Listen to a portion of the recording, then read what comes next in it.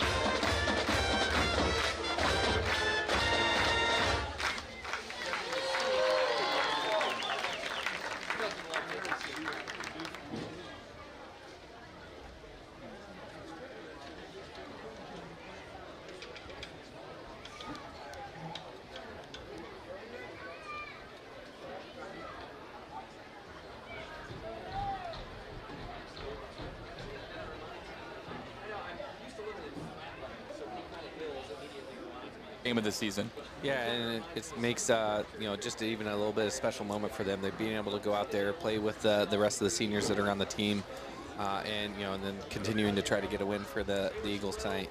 All right, so we're about 2 minutes away from kickoff. We'll check in down to the sideline now with Rusty Dunn, presented by Marston Ag and Reynolds. And Rusty, we talked about throughout our pregame coverage, of course, no real playoff implications in this game, but what's kind of feeling like down to the Mercer County sideline coming into the week 9 with Mendota? Yeah, I was kind of hanging out close to these guys, and you know what? Everybody's loose. The coaches too, going through their pregame drills.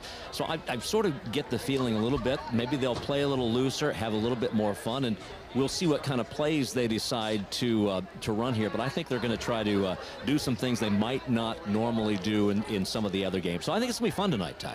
All right, thank you, Rusty Dunn. Now, Monty Smith, time for the Mercer County Golden Eagle game plan, brought to you by Silver Creek Crop Insurance, helping you create a game plan to protect what you've worked so hard for. Contact Greg Bora for Rob McKay today at Silver Creek Crop Insurance. The game plan for Mercer County to try to close the season with a win and snap a 4-game losing streak. Yeah, defensively, obviously going to need to play good defense up front with a good read with this Mendota team Mendota having a good rushing and passing attack. So, reading your keys, understanding if it's run pass, and being able to, do your job. Offensively, I think it always starts up front. They got to get a good push up front, get that run game going, because I think that's what really makes this offense, start humming and scoring points, and then at the same time also protecting Baldwin so that way then he can make good decisions and throws. All right, so tonight's game, we'll start with the County Line Ag kickoff, brought to you by your local Kent Feeds dealer, County Line Ag in Buffalo Prairie. Supplement your forage with Kent Energy Lass, a free choice supplement that delivers a steady intake of protein, energy, vitamins, and minerals for your cattle in a convenient tub that works in any weather. See County Line Ag in Buffalo Prairie to learn more. Again, Mendota will receive the opening kickoff after Mercer County won the coin toss and deferred. The Trojans will be moving from left to right, attacking the west end zone to start tonight's contest. Mendota, the road, white jerseys, purple pants, and yellow helmets for Mendota in what is likely Mendota's first ever trip to Aledo, I would think, for Mercer County. Gold helmets, blue jerseys, and blue pants in week number 9. Yeah, again, should be just a perfect night tonight. Should be exciting. You know, and we've talked about before, the blue on blue look is a really sharp look for the Eagles. So hopefully starting right here with a good special teams play, trying to force Mendota back deep, and then letting your defense get to work. All right, let's have some fun in week number 9. Our final Mercer County Golden Eagle football broadcast of the 2024 season as Mercer County and junior kicker Dakota Coppola tee the ball up. They'll be kicking from right to left. Again, Mendota moving from left to right in the first half. Back to return for the Trojans. Braden Freeman on the near side, and then Rhett Watson on the far side. They stay at the 15-yard line at both hash marks. Coppola 10 yards behind the ball, which is teed up between the hashes on the 40-yard line. Waits for the whistle. Raises his right hand. It's high school football in week number 9 in the Three Rivers Athletic Conference. There is the whistle. Coppola sprints to the ball, swings the leg, and it's a squib kick. It's fielded by the quarterback on that side. That's Aiden Tillman to the 30. He runs between the blockers across the 35 to the 40 and is tackled there by a couple of Mercer County coverage men. So Tillman, the quarterback, one of the upbacks on the return team, gets it out to the 40-yard line. 1st and 10 for Mendota at their own 40 to start tonight's game. Yeah, and a nice job by Coppola there. He put it right where they wanted to. They still haven't picked up the kicking tee yet. It looks like they've missed that, so hopefully nobody trips on that later on the 40. It looks like the ref might step right on it now. So Mendota will go out of the shotgun. One receiver both ways, a wing back to the right side, and then running back to the right of the quarterback, Aiden Tillman, a junior. Tillman takes a snap back to pass, quick hook right over to Freeman on the far side, makes the catch at the 45 and is driven to the ground quickly thereafter by Dalen Blazer, a gain of 7 yards to the 47-yard line. So 2nd and 3 upcoming for Mendota on the quick pass play from Freeman, or I should say from Tillman to Freeman. Yeah, and it looks like Mendota's going to be doing a little bit of hurry up. All the guys were looking at their wristbands real quick, and then they're hurrying back up into formation to run this next play. 2 receivers to the right, ball on the left hash on 2nd and 3 for the Trojans. Tillman to the shotgun, gives to the running back. This is Corbin Farrar up the middle across the 50. First down for Mendota, moving forward across midfield to the 45-yard line. A gain of 8 yards there for Farrar, and the Trojans have a first down into Mercer County territory, 2 plays into the game. And not the start that the Eagles were looking for. They're playing a little bit of off coverage, which allowed Mendota to get that nice, easy first play off. And then, you know, they got a big push up front on that first run play. 4 down linemen here for Mercer County. Trips to the left, 1 receiver to the right for Mendota. 1st and 10 for Mercer County's 45. Tillman to the shotgun. Long snap count, takes it. Going to throw out to the right on the hook route. Caught there by the wide receiver. That was Rhett Watson. He's to the 42, a short gain, just 3-yard pickup there for Mendota. 2nd and 7 upcoming. The tackle there made by the defensive back on this near side. It looks like that was Lucas Marston who made the tackle. He's out basically playing as a cornerback, it looks like, on this side when they split the receivers out. Now Mendota quickly back to the line, as Monty alluded to. Trips to the left, a tight end here to the near side. On 2nd down and 7, Tillman back to pass short drop. Kenny came through, but they got it to Freeman over the middle. Just quick hook route so far for Mendota 3 times, and Freeman fights forward to the 35, across the 35 to the 34. Tackle there, first down Trojans, 1st and 10. Yeah, and it looks like whenever Tillman's throwing the ball, it looks a little unconventional. It's not like a full motion. He's just, you know, kind of a quick shot put motion. So he's very accurate, and it's jumping right in there. Time they'll bunch it in. 2 wingbacks to the right side. The quarterback Tillman, just a quarterback power run up the middle. Short gain. He's to the 33. Tackled by Marston. A gain of 2. It'll be 2nd and 8. And Marston did a great job just coming right down. He saw those 2 lead back goes right up. He just sat right where they were at, and, you know, just Tillman ran right into him there. So a nice stop there by Lucas Marston. 9:50 to play in the first quarter. 0-0. Mendota has it at the Mercer County 33. It's 2nd and 8. 3 receivers to the left and 1 to the right. Ball shaded towards the left hash. Tillman to the shotgun. Snap back to him, short drop. They throw a screen pass out to the left side. Penalty flag comes down. It's caught by Freeman. He's tackled for a loss at the 37-yard line. So we'll see what this penalty is against Mercer County, as Dalen Blazer came up to make the tackle on that side. Jacob Kenny in there as well. Assume that might be an illegal formation against Mendota. That's what the signal is. It was a tackle for loss. We'll see if Mercer County decides to accept the penalty or move him back. I would assume here with the loss there on that screenplay that they're probably going to decline it because it's going to be 3rd and 12, 13 yards. So, I don't foresee Coach Kinney accepting this one. They give the signal, which is an illegal formation. As Monty said, the Golden Eagles decline the penalty, so the line of scrimmage back to the 37. It'll be 3rd and 13. Ball shaded towards the left hash again as Mendota shifts some personnel in from the sideline on 3rd and 13.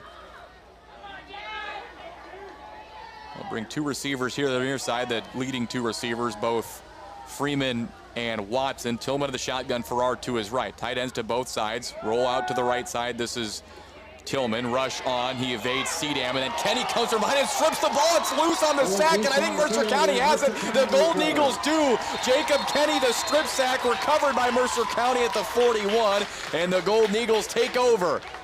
Yeah, just a great job there. Being able to string that play out, and Jacob Kinney's been doing it all year, where he's been able to get pressure on the quarterback and make some of these really exciting plays. And he has another one there where on the way down he was able to punch that ball out, and it was just kind of sitting there for the Eagles to jump on top of it. So Kenny the sack, Peyton Cedam the recovery. Mercer County takes over at their own 41-yard line, 0-0 the score, 9-10 to play in the first quarter. Golden Eagles break the huddle. They'll go 2 receivers to the right, 1 to the near side here. That's the left side. Mason Gray in the backfield. He's to the left of John Baldwin.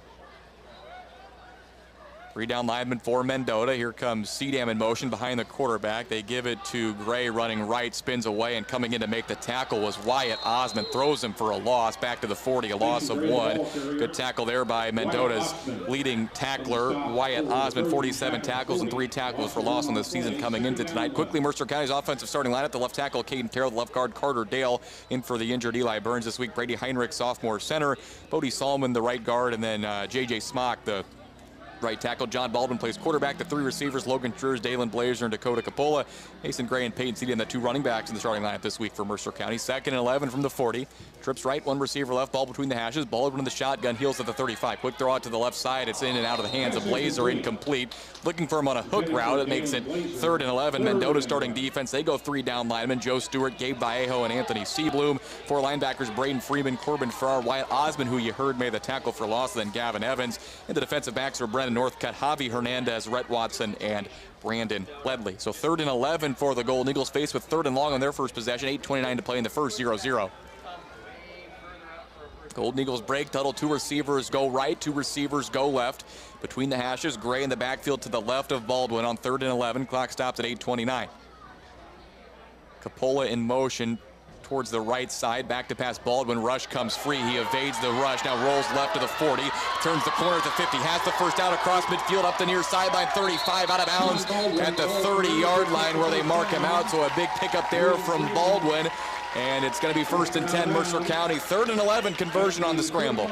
Yeah, and a great job by John. Was able to step up in the pocket, and able to evade that rush, which he's pretty much had to do with the last 3 weeks. I think the Eagles did a better job up front, but there wasn't really anything open, and so John's like, hey, I'm just going to take care of this with my legs, and gets a nice big pickup for the Eagles. One of the big defensive linemen, Vallejo, came through free, and Baldwin was able to make him miss and got to the 31. 1st and 10, Mercer County at the 8:19 mark of the first quarter. I formation under center. Baldwin gives it to Cedam up the middle, the fullback. He's tackled after a gain of 1 to the 30-yard line.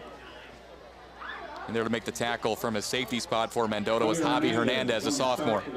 Yeah, and the Eagles so far have just not been able to get a push up front. We talked about how Mendota had a big, kind of offensive and defensive line, and so far that's working for Mendota. They're getting some of these guys that are just clogging up these lanes, and the Eagles have not been able to get the rushing attack going so far. Scoreless between Mercer County and Mendota, 7:45 and counting the first quarter. Golden Eagles break tunnel, 1 receiver both ways. Baldwin will go under center. Gray the tailback, Gray, and she said Cedam the wingback to the left side. They give it to Gray up the middle, running left behind the guard.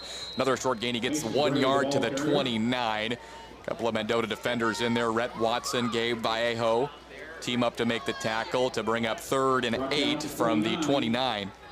Yeah, and it looked like Mendota was just bringing kind of an all-out blitz there. They were covering every gap that the Eagles were in, that modified eye look where Cedam was in that wing. So they, hey, we're just going to bring everybody at the house on that one and not allow you to run the football. All right, Mercer County breaks the huddle on 3rd and 8. Clock will dip under 7 minutes at the snap. Trips to the right, one receiver to the left. 0-0 the score. Blazer one-on-one on the near side with the defensive back from the left hash. 3rd and 8. Speed option. They pitch it to Gray. Catches on his back hip at the 25 to the 20. And he's spun down there by the defensive back for Mendota. That was Osmond actually from his linebacker spot. And he's got the first down, I believe, to the 20. That moves the chains. A pickup of 9 on 3rd and 8. Mercer County right to the 20-yard line. 1st and 10, trying to get on the board first here in the first quarter against the Trojans in week 9. Yeah, great play there for the Eagles. You know, there's only one defender out there. John read it perfectly, pitched it out to Gray, and he's able to get a nice big gain for a first down. Golden Eagles break the huddle here. 2 receivers right, 2 receivers left. Ball on the left hash on 1st and 10 from the 20. Baldwin with Gray to his right. Snap to him, and he's looking to pass. Short drop, throws a quick out route. Caught sliding there by Lucas Marston along the near side to the 17. That puts Mercer County into the Rex McWhorter red zone. Big crowd, lots of res. Do call Rex McWhorter with Yager Machinery Sales to discuss options to deal with it at 309-337-1680. So a pickup of 3 there from Baldwin to Mark. Play in the first quarter.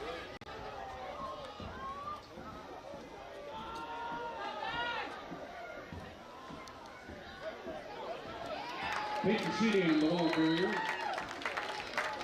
Brett Watson, another zone stop for the Trojans at the 12-yard line. Brings up 3rd down 2.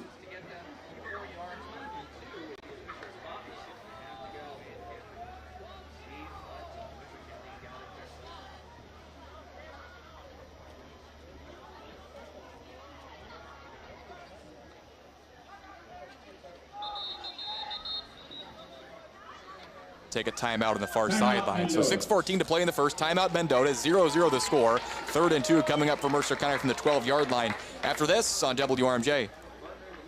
A bright partnership brings people together.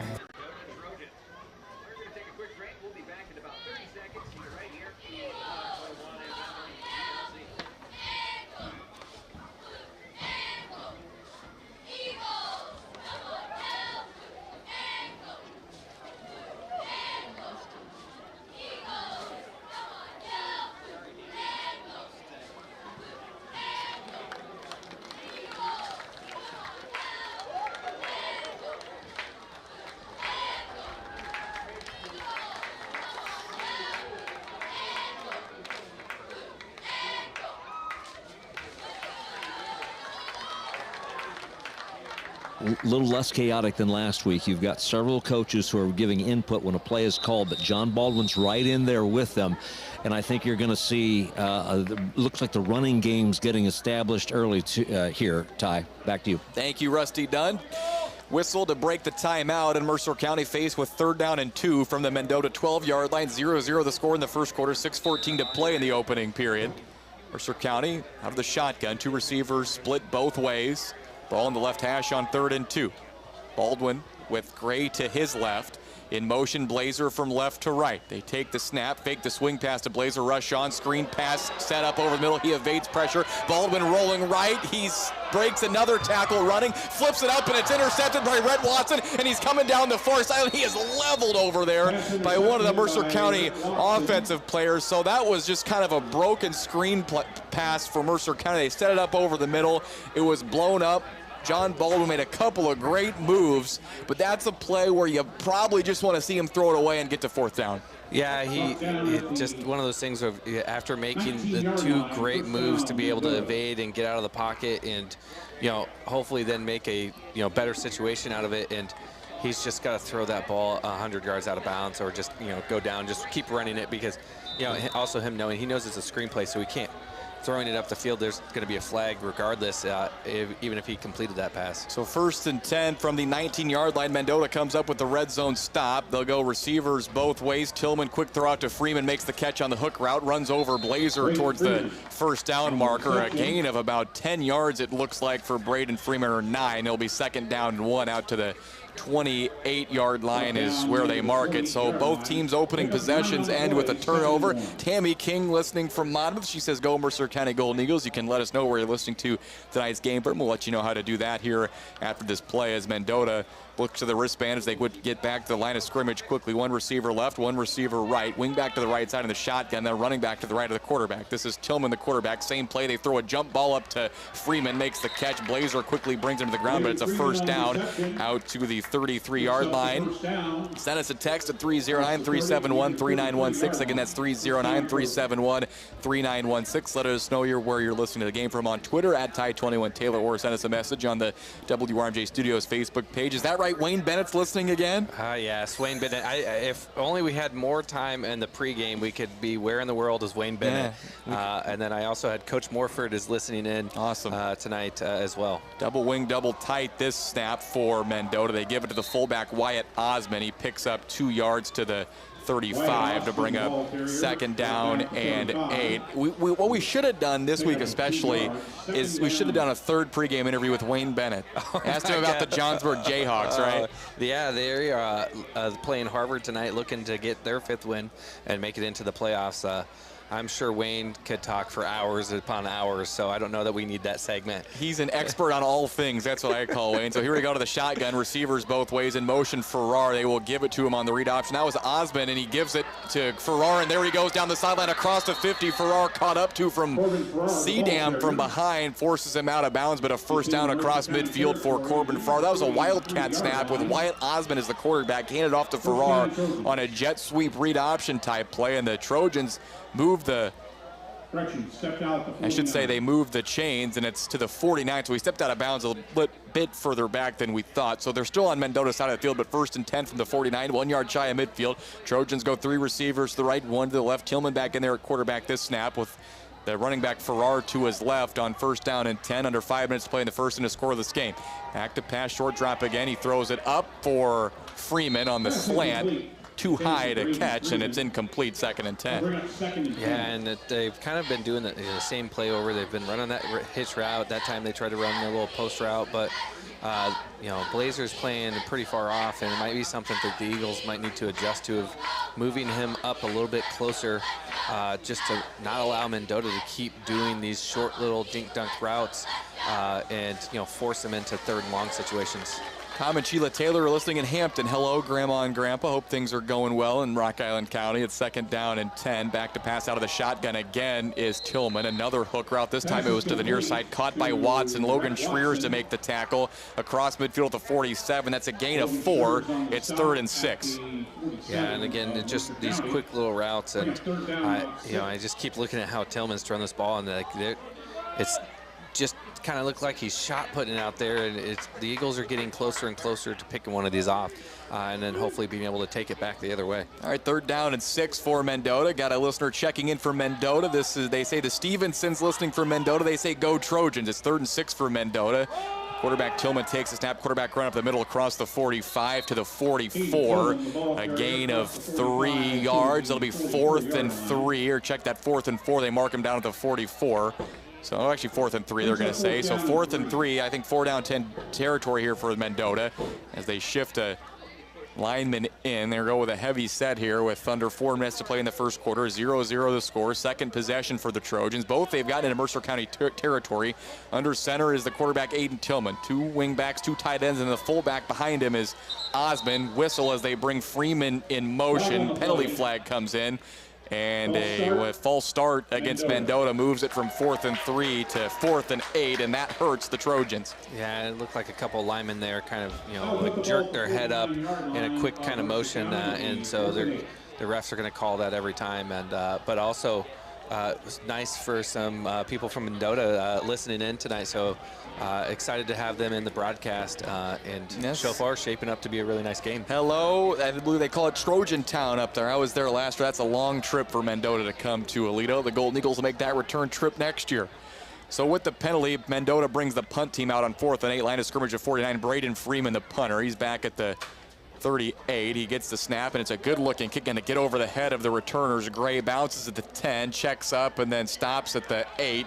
Down there by Mendota. So a good punt from Freeman, and the Golden Eagles will take over deep in their own territory at their own 8-yard line. That was a good-looking punt from Freeman. Yeah, and it looks like Mason Gray just got a little bit turned around there. He wasn't really sure where the ball was going to end up landing, and ended up going just right over his head. And yeah, beautiful punt to shove the Eagles back inside their own 10. A couple of scores in the Burns & Sons Direct Appliance and Betting scoreboard. Kewanee leading Orion 16-0 with 6:52 to play in the first. Boilermakers looking to get that 5th win to get into the playoffs. And Riverdale up on Sherrard 7-0, 2:32 to play in the first quarter in that game in Port Byron. Both games available online right now at WRMJ.com. So Mercer County out of the I formation. Under center is John Baldwin. One receiver split both ways, and Baldwin will give it to the running back running left, and Mason Gray is tattooed in the backfield. Two defenders coming through for Mendota to make the tackle. One of them was Gavin Evans, getting to him inside the 5, back at the 4. Yeah, and just not the way that the Eagles want to start this drive, going backwards. It looks like about 5 yards. So now they're inside their own 4, and just puts them in kind of dangerous territory here, because if you know, being second long, you want to throw the ball maybe, but with as much pressure as John has had to deal with the last few weeks, and already seeing him get pressure, you got to be a little weary about what's going to happen here if they throw the ball. All right, 2 receivers left, 2 receivers right on second down and 15 from the 4-yard line. Baldwin in the shotgun is standing in the end zone, takes the snap, has time to throw over the middle. It's caught by Capola. First down, but then he lost the ball. It's on the ground. Is it an incomplete pass or a fumble? They say it's a fumble. Mendota recovers at the 23. 2 possessions and 2 turnovers for the Golden Eagles. Mendota has it. And the Trojans have it. So officially the signal goes to Mendota. As Capola, I'm not sure the ball really was even knocked loose. I think he might have just lost it as he tried to switch hands. And the Trojans have a great field position here, taking over at the 23 of Mercer County. Yeah, and it was a great play design, and they executed the play very, very well. And Coppola was coming across the field, and yeah, I'm not sure if the ball got hit or not, but just unfortunate for the Eagles now with Mendota in the red zone. Double tight, double wing for Mendota. The quarterback Tillman takes the snap, gives it to Osmond up the middle, short gain. He's just going to get 1 yard to the 22. Second down and 9 upcoming. 2:25 and counting in the first quarter, 0-0 the score. This game for Mercer County, they've turned it over on both of their first 2 possessions. Turnovers have been one of the recurring issues for Mercer County this season. Another score update on the Burns & Sons scoreboard. Monmouth Roseville up on Newman Central Catholic 7-0 in the first quarter. 2:05 in the first quarter here, 0-0. Mendota has it second down and 9 from the 22. Double tight, double wing. Under center is Tillman, in motion Freeman, and they will give it to Farrar up the middle. Got a hole inside the 20 to the 18-yard line, the 17-yard line, where they'll mark it. A nice pickup there. It'll be 3rd and short, about 3rd and 2. Yeah, and Mendota's starting to lean on those guys up front, and just, you know, getting that push up front and just allowing them to move this defensive front for the Eagles, and they're going to need to start buckling down because it's 4-down territory for Mendota. Ball marked at the 17, 3rd and 3, under 90 seconds to play in the first quarter in a scoreless game. The Trojans threatening in the red zone for the first time. 2 tight ends, 2 wing backs, then a running back is Farrar in a 4-point stance. In motion Freeman, they give to Farrar up the middle between the tackles. Bodie Salmon and Jacob Kenny stack him up at the 15. That's where they mark him down. Mercer County came away with the ball. Bodie Salmon had it going the other way, but they whistled forward. Progress stopped. 4th down and about 1.5 yards to the 15 for Mendota, with 1:10 and counting in the first quarter. So the Trojans faced with 4th down inside the 20. The Golden Eagles looking to come up with a stop here, as both defenses have had to step up in the first half. Yeah, and it looked like the last time that Mendota was in this formation, it looked like they were going to pitch it back, and then maybe had like a little pitch back with a throw. So we'll see what they do here. Under center is Tillman. Here comes Freeman in motion. Back to pass. They throw it to Watson, incomplete. As the quarterback Tillman threw it before Watson turned back, he was just kind of going on a fade route towards the pylon. Incomplete, so Mendota unable to capitalize on the short field. Credit the Mercer County defense forcing the turnover on downs. Golden Eagles will take over at their own 15. 1st and 10, 47 seconds to play in the first. Yeah, and it's just neither team has been able to take advantage of the opportunities that they've had. It's just kind of been that moving the ball, but then been sloppy after they've been moving the ball. Trips left, one receiver right for Mercer County. Gray, the running back, to the left of the quarterback, John Baldwin, on 1st and 10. Baldwin back to pass, throwing over the middle. CDM makes the catch in traffic across the 20 towards the 25-yard line. They mark him there. That should be a first down for the Golden Eagles. They pick up a 10. Yeah, and a nice quick throw by John, and CDM caught it and was in between a couple defenders and able to get, a good first down play for them to start getting this next drive moving. 35 seconds and counting in the first quarter. 0-0 the score. Mercer County 1st and 10 from their own 25. 2 receivers left, 1 receiver right. Gray to the right of the quarterback, Baldwin of the shotgun. Likely the final snap of the half. Speed option right, and the ball's deflected, and it's Freeman's going to pick it up and run it into the end zone for a touchdown. He jumped in the pitch lane, and Braden Freeman scores a defensive touchdown for Mendota. The Trojans defense has forced 3 turnovers in the first quarter, 6-0 Mendota. And it just stunning. And unfortunate for John. I don't know. Obviously, it's difficult to see what he was seeing up there, but, he goes to make that pitch, and, a great job by the player from Mendota to just knock that out of the air, and it traveled 10 yards in front of him, so the Eagles didn't even have a chance to even stop him. He basically scooped it up at the 10 all by himself and took it in. So here is the kicker. This is Angel Serrano, an offensive lineman, the quarterback, Tillman, the holder. They're kicking for the PAT. Good snap, good hold, and it looks like a good kick from Serrano, and that makes it 7-0. So a defensive touchdown for Braden Freeman puts Mendota up 7-0. 20 seconds to play in the first. It's Mendota 7, Mercer County 0 on WRMJ. Did you know that Zinc Excavating offers septic services? That's right. For septic installation, pumping, and maintenance, call the experts at Zinc Excavating. For water lines, sewer repair, basement installation and repairs, footings and tilings, call Zinc Excavating. Need black dirt? Call.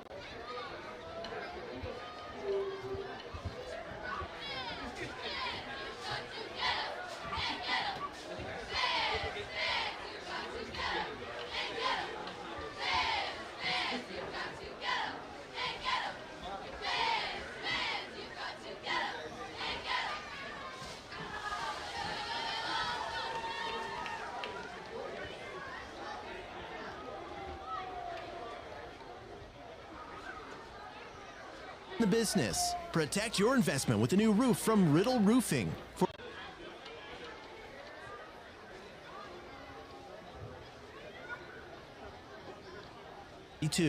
All right, back at George Pratt Memorial Field, 7-0. Mendota leads with 20 seconds to play in the first quarter. Defensive touchdown for the Trojans. A 10-yard fumble recovery return for Braden Freeman. PAT kick by Angel Serrano was good.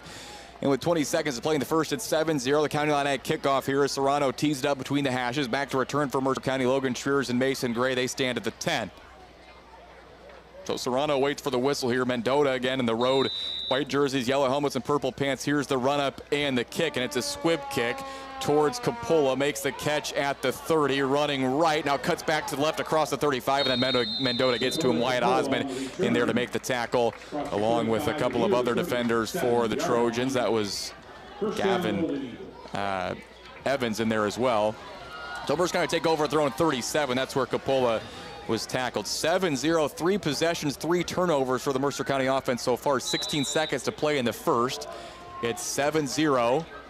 Mendota leads. Golden Eagles break till they go 3 receivers to the right and 1 receiver to the left. Gray in the backfield to the left of John Baldwin on 1st and 10. Ball in the left hash here as Baldwin waits for the snap. Snap back to him, about chest high. Steps up in the pocket, airing it out, looking for Blazer. Jump ball almost intercepted. Good coverage along the near sideline by Brennan Northcutt, a junior playing cornerback for Mendota. Stops the clock at 11 seconds. Still 7-0 Trojans, 2nd and 10 upcoming for Mercer County. Yeah, a really, really good play there by a Northcutt for Mendota. He stayed in good position. He opened up his hips really quickly, knew that Blazer was going deep. He stayed over the top, and I think even Blazer got some hands on him, which probably prevented him from getting that interception, which would have been disaster for the Eagles. So 2nd and 10, clock stopped at 11 seconds in the first quarter. The Mendota Trojans looking to snap an 11-game losing streak tonight and get to their first win of the season in Week 9. 2 receivers to the right, 1 to the left out of the pistol. Baldwin takes a snap, gives it to Gray up the middle. He's going nowhere. He's dropped after a gain of 1. as the Trojan defense collapsed onto him. Vallejo in there to help make the tackle along with Joe Stewart, and the Trojans will have a lead at the end of the first quarter. Not a big crowd they brought, but some energy over on that visiting sideline, as through one quarter of play, the 0-8 Mendota Trojans have a 7-0 lead on top of Mercer County. We're back with more on WRMJ after this. Get more with Stein. When it comes to soybean breeding, more generations.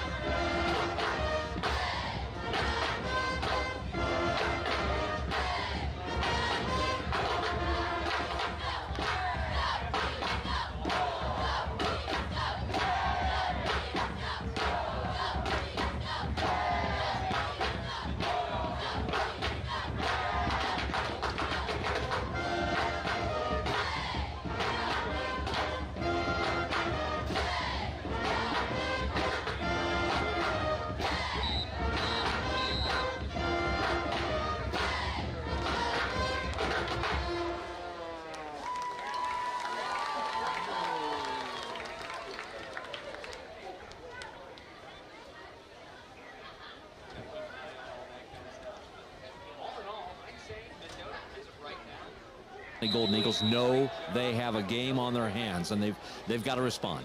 All right, thank you, Rusty Dunn. Down the sidelines presented by Marston Ag and Reynolds. So Mercer County faced with 3rd and 9 from their own 38-yard line to start the second quarter. 7-0 Mendota leads. Golden Eagles out of the shotgun. 2 receivers right, 2 receivers left. Ball in the left hash. Mercer County now attacking the west end zone. Baldwin takes a snap, short drop, throwing out to his right, and Capola makes the catch at the 50 along the numbers, cuts up along the sideline, gets out of bounds. It's a first down, out of bounds at the 47-yard line. A big play there for the Golden Eagles to move the chains and keep the drive alive. 7-0, 11:55 to play in the first half, I should say. Mendota leads. Yeah, just the Eagles have to find a way to get going, and you know this team, the coaching staff have got to get excited, because, like I said, Mendota looks like the more excited team and the experienced team right now, and the Eagles have to step it up to get back into this game. First down and 10 for Mercer County from the Mendota 47-yard line. 2 receivers to the right and 1 to the left. John Baldwin takes snap, quarterback run up the middle, cuts it left in the open field to the 35. There goes Baldwin. He got past the safeties. Baldwin to the 20, sprinting to the end zone. Touchdown, Mercer County. 7-6, 11:46 to play in the second. And one play later, there's John with another exciting run, and exactly what this Eagles team needed. They needed a big spark, and Baldwin again is able to provide that here with a big run. And so great job by the Eagles. Now this 2-point conversion is going to be big with Mendota kicking the extra point. So see if the Eagles can take the lead. So a 47-yard touchdown run from John Baldwin makes it 7-6. The Golden Eagles will go for 2 here, trailing 7-6, 11:46 to play in the second quarter. 2-point look here. They'll go with 2 receivers left, 1 receiver right out of the pistol. They have Baldwin, the quarterback, Gray behind him, and then Cedam in the backfield to his right. So 2 running backs in the backfield. They will give to Cedam running left between the tackles, and he's into the end zone. And a 2-point conversion successful for Mercer County. Gives the Golden Eagles an 8-7 lead. 11:46 to play in the second quarter. It's Mercer County 8, Mendota 7 on WRMJ.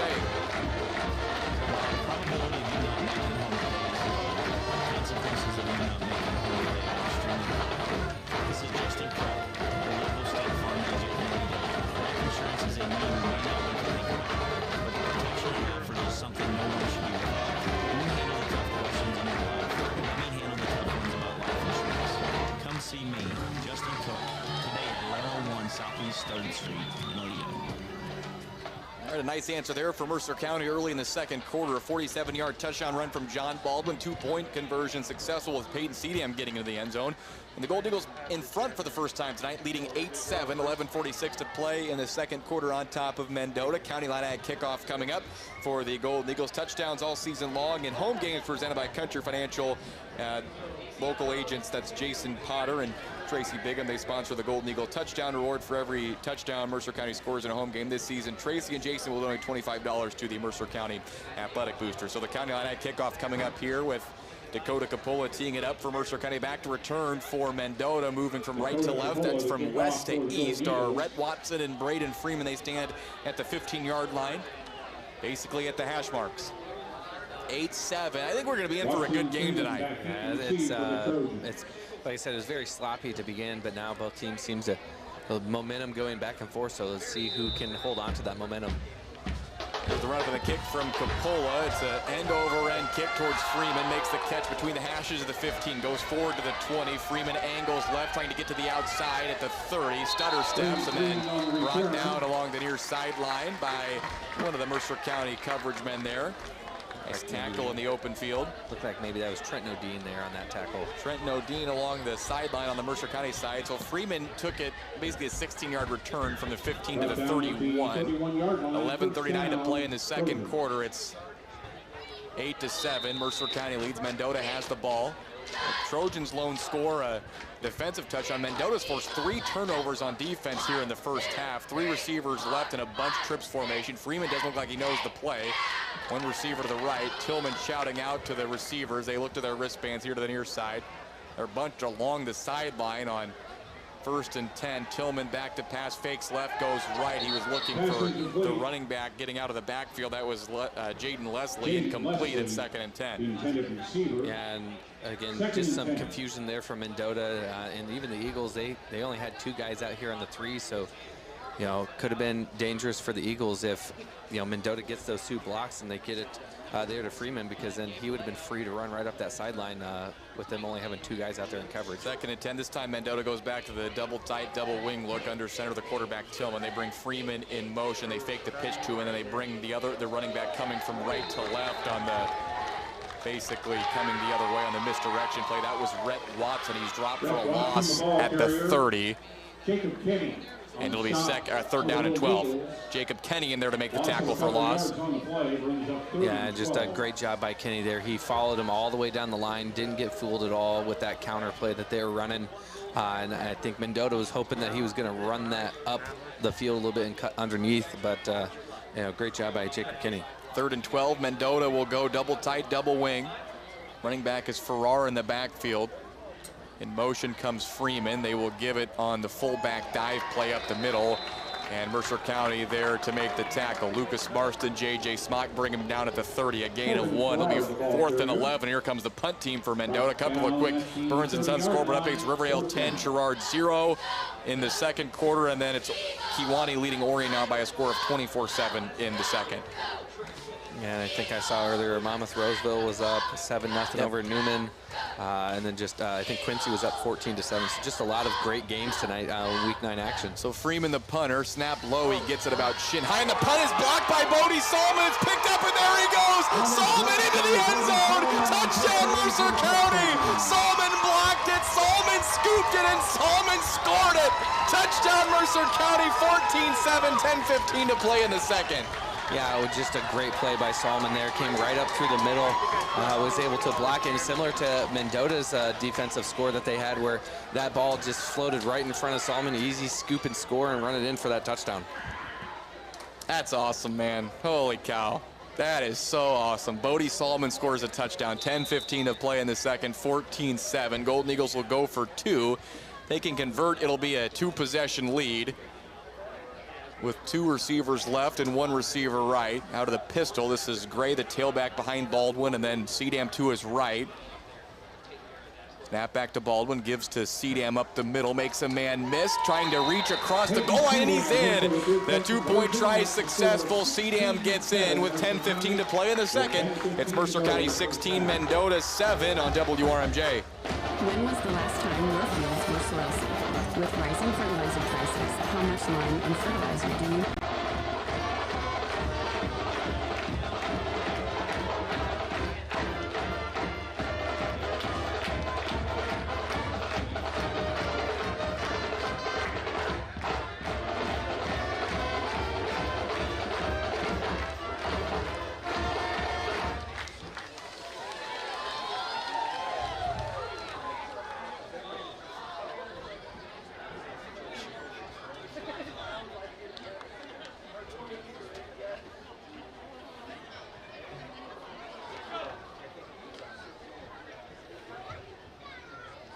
Dakota Coppola back once again to kick off for Mercer County. Watson and Tillman or Freeman, excuse me, back deep to receive for the Trojans.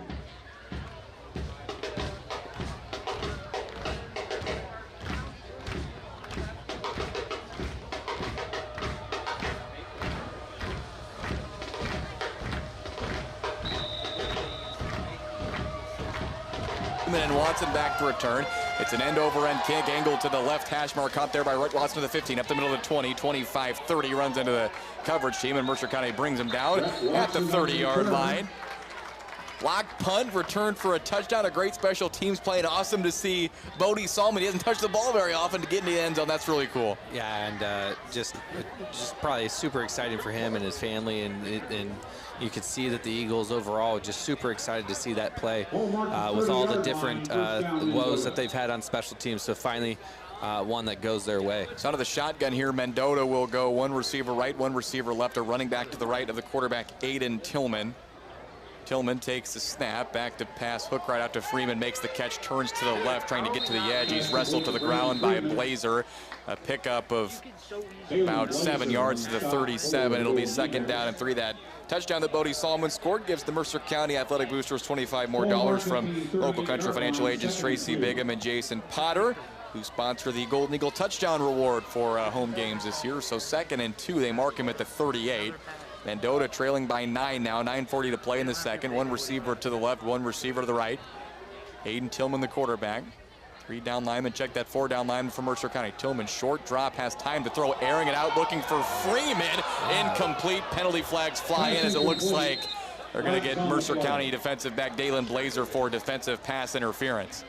Yeah, and you know, Blazer trying to stay in phase with him and had his hands on him a lot and almost trying to shove him out of bounds there. Blazer just didn't know where the ball was, and you know, just unfortunate for the Eagles with the penalty, but at the same time, just as easily could have been a catch for a score because Blazer didn't know where the ball was. He never got his head around. Burns and Sons scoreboard update. Rockridge leading Hall 20-0, 10:23 to play in the first half. Jacob Fryermuth a touchdown run and then 2 touchdown runs from Cullen Schweigen. The Rockets in control early. They're looking to get to 7-2 tonight. So 1st and 10 for Mendota after the penalty. Trojans across midfield to the 47 of Mercer County. Shotgun formation here for Aiden Tillman. Takes a snap, back to pass. Pass deflected, and it was intercepted by Gray. He dove for it. Wait for the signal. Yes! Intercepted by Mason Gray, sprawling out. And the Golden Eagles force another turnover on defense. They'll take over at their own 47. And something I was getting ready to talk about when I put in, Tannen Whitehall was back on the field on defense there. So great to see, you know, a kid that's gone through a lot this season, getting injured week 1. He was on the field on defense there. So that's great for him and for the Eagles with another big play and getting that turnover. That's great. He's dressed this week and was able to get in the game there. Of course, he went down back in week 1 against Monmouth Roseville. Mercer County takes over at their own 47 with a 16-7 lead, 9:22 to play in the second. In the shotgun is John Baldwin. It's a quarterback run to the right. He's got room to the edge. 50, 45, 40. Look at Baldwin go the speed down the sideline. Untouched to the 10, to the 5, to the end zone. Touchdown Mercer County. John Baldwin from 53 yards makes it 22-7, 9:12 to play in the second. Yeah, and just another electric play by John Baldwin there. Was able to get out to the outside. Great block by, you know, all the receivers. Blazer made a wonderful block. So again, nice job making up. He had that penalty on the defense drive. Comes out here, makes a great block for John, and just allows John to sprint up that sideline. And something that Coach Kinney had talked about in the pregame, the Eagles have speed over Mendota, and they just need to continue to put themselves in favorable positions to use that speed. So 2-point attempt here for Mercer County. Same formation as the other 2 2-point tries out of the pistol. This time they'll go CDM, the running back, to the left, and then Gray behind him. They give to Gray up the middle, diving across the goal line, and he's in for the 2-point conversion. Mercer County 3 for 3 on 2-point tries. 9:12 to play in the second. 24-7, Mercer County leads Mendota on WRMJ. Life doesn't always go as planned. Relax. Trust Mercer County Towing. Remember this number, 5.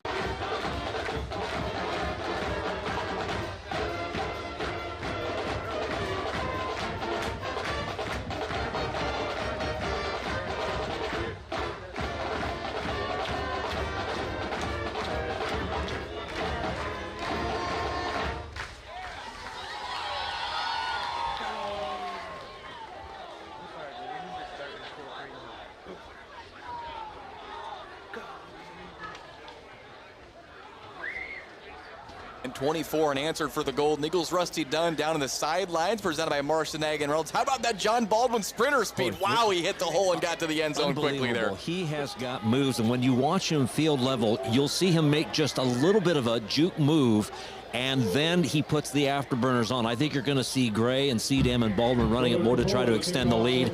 But it is still the Brody Salmon party down here. I think he's still trying to process what happened. Unbelievable. All right, thank you, Rusty Dunn down the sidelines, presented by Marcinag and Reynolds. 9:12 to play in the second. Mercer County scored 3 touchdowns in the first 3 minutes of the second quarter to take a 24-7 lead after trailing 7-0 after one. County line at kickoff presented by County Line and Buffalo Prairie. Dakota Capola sends an end-over-end kick, caught on the run by Rhett Watson on the near side of the 22, running across the field to the right to the 25-30, gets to the outside 35-40 along the Mendota visiting sideline, is knocked out of bounds at the 40-yard line. That touchdown run from John Baldwin gives the Mercer County Athletic Boosters $25 more from Tracy Bigham and Jason Potter, your local country financial agents, sponsoring the Golden Eagle touchdown reward in home games in 2024. 1st and 10 for Mendota, taking over at their own 40, and all of a sudden for them, got to be kind of shell-shocked after 3 quick touchdowns for Mercer County, as the Trojans played so well in the first quarter, but just have kind of got run over in the second.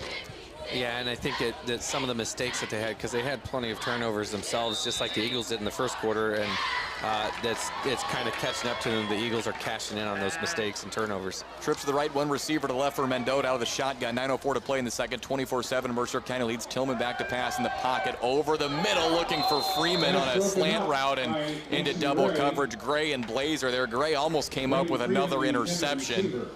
Incomplete though, as he knocks it down at 2nd and 10. Yeah, just great coverage. It looks like now the Eagles have adjusted where Freeman's going to be getting some double coverage there. Gray was playing underneath. Blazer's playing over the top. They're not going to let him continue to get those, chunk plays of 5-6 yards with that hitch route. They don't want him to get a big play over the top. Now that they've gained that momentum, trying to keep this Mendota offense in check and not even allow them to get back in this game. Trips left, one receiver right for Mendota on 2nd and 10. All on the right hash, moving from right to left, and the Trojans will take a timeout on that far sideline as there was some confusion lining up. 9 minutes to play in the second. 24-7. Mercer County leads Mendota on WRMJ. Getting the kids to practice on time. We'll draw the 2 winners for the half-ball raffle. That's going to take place following the halftime show by the Mercer County Marching Band.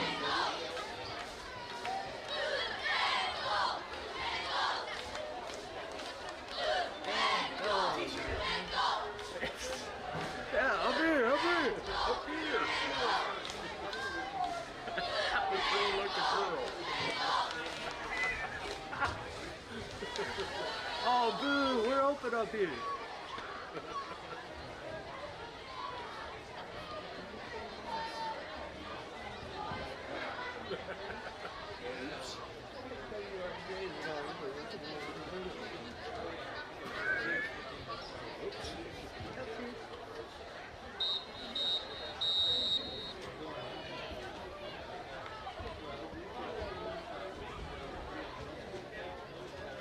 At Memorial Field in Aledo at Mercer County High School. 9 minutes to play in the second quarter. 24-7 is the Mercer County lead on top of Mendota. The Trojans faced with a 2nd down and 10 from their own 40-yard line. Go to the shotgun here. 2 receivers left, 1 receiver right. Aiden Tillman, the quarterback. Corbin Farrar, the running back, to his right.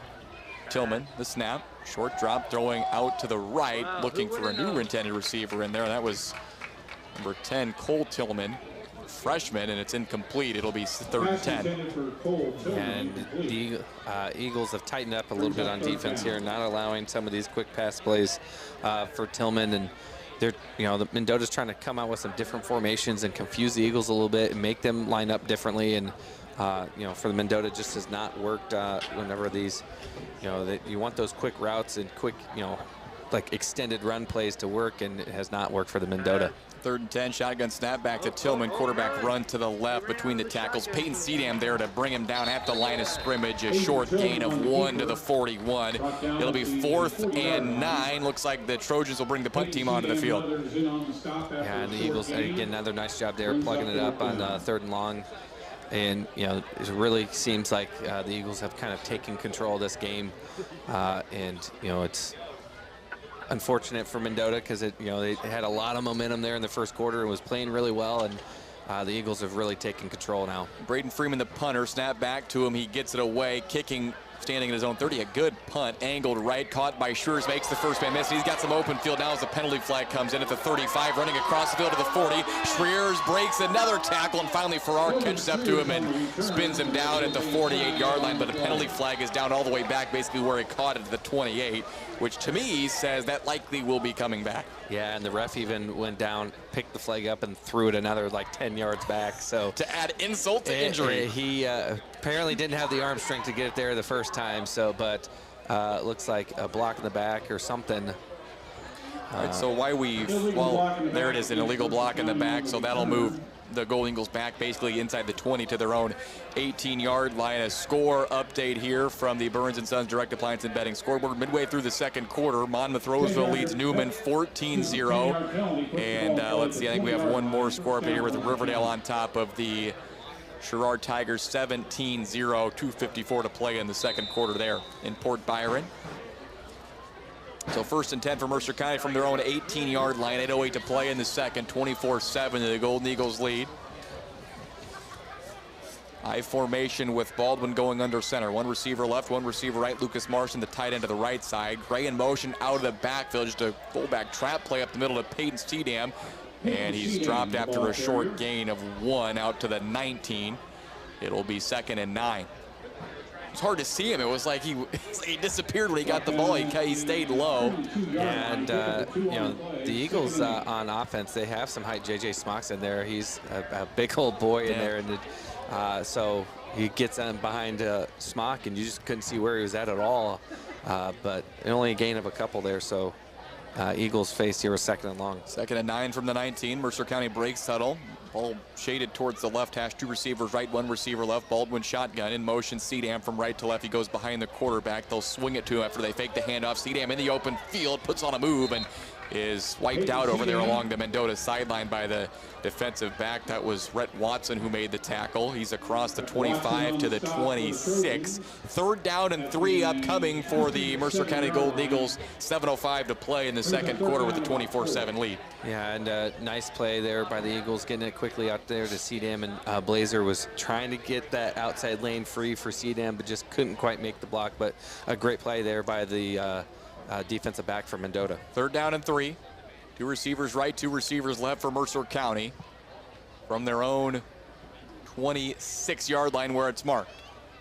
Baldwin takes a shotgun snap, pump fakes, and he is going to get wrestled to the ground, hold on to the ball. Somehow he was able to. He was holding on to it with his left hand as 2 Mendota defenders shot through there. Anthony Seabloom, the sack, and Mercer County will be forced to punt. I don't know how John held on to that ball. He had it in just his left hand, palming it like it was a basketball, and was able to hold on to it as he was thrown to the ground. Yeah, and you know, John saw that the defenders from Mendota again did a really nice job. They covered up the looks that he was looking at, so he didn't want to throw the ball because it probably would have been another pick or incomplete, and so great job holding on to it. I don't know how he held on to it. 4th and 10. Baldwin gets the snap that kind of flutters to him. He punts a line drive kick that takes a great roll across the 50. He was standing at his own 5-yard line where he kicked the ball from. It rolls past the 50, and Schreers downs it for the Mercer County coverage team at the Mendota 45-yard line. So a pretty good kick there from Baldwin of 35 yards. The line of scrimmage was the 20.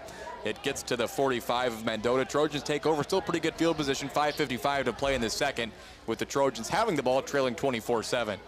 Yeah, and whenever that ball came off of John's foot there, it didn't look like it was going to be a great punt for the Eagles, but it kept rolling down, so helped the Eagles kind of flip the field position a little bit here and get their Eagles, the defense, back on the field. The shotgun, this is Tillman in there at quarterback, fakes the handoff, now rolls right, got a receiver open, it's caught over there. That's the tight end. Gavin Evans makes the catch along the numbers on the far side, cuts it up past the 50, and tackle to the 49-yard line of Mercer County. Give him 6 yards, 2nd and 4.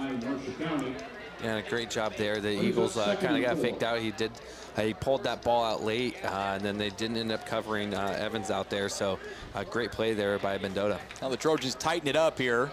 Go double tight, double wing under center. Tillman, the quarterback. Freeman in motion. They pitch it to him running right. Then the quarterback lead blocks for him. Freeman has the first down past the 45-yard line, and he'll be marked down at the 44.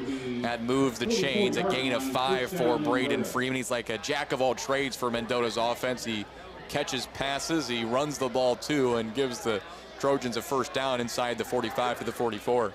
Yeah, and you can see it based on what I've seen so far, that he's a very good athlete. He does a lot of good things for this Mendota team on offense and defense. So coming off the field, maybe holding his wrist a little bit. Hopefully he's all right, because they're definitely going to want him.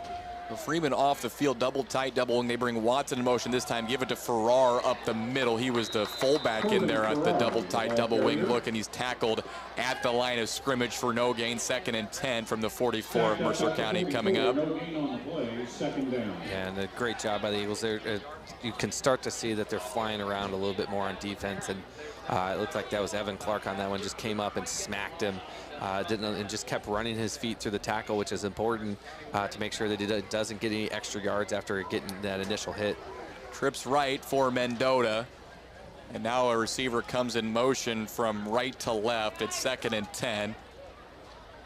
Tillman waits for the snap in the shotgun with the back judge counting. Snap back with 2 on the play clock. Throwing it over the middle, caught by the tight end. That was Joe Stewart on a delayed slant route, makes the catch between the hashes, runs forward past the 35 and knocked down at the 31. 13-yard gain from Tillman to Stewart. That kind of looked like a broken play to me that Mendota picks up 13 on.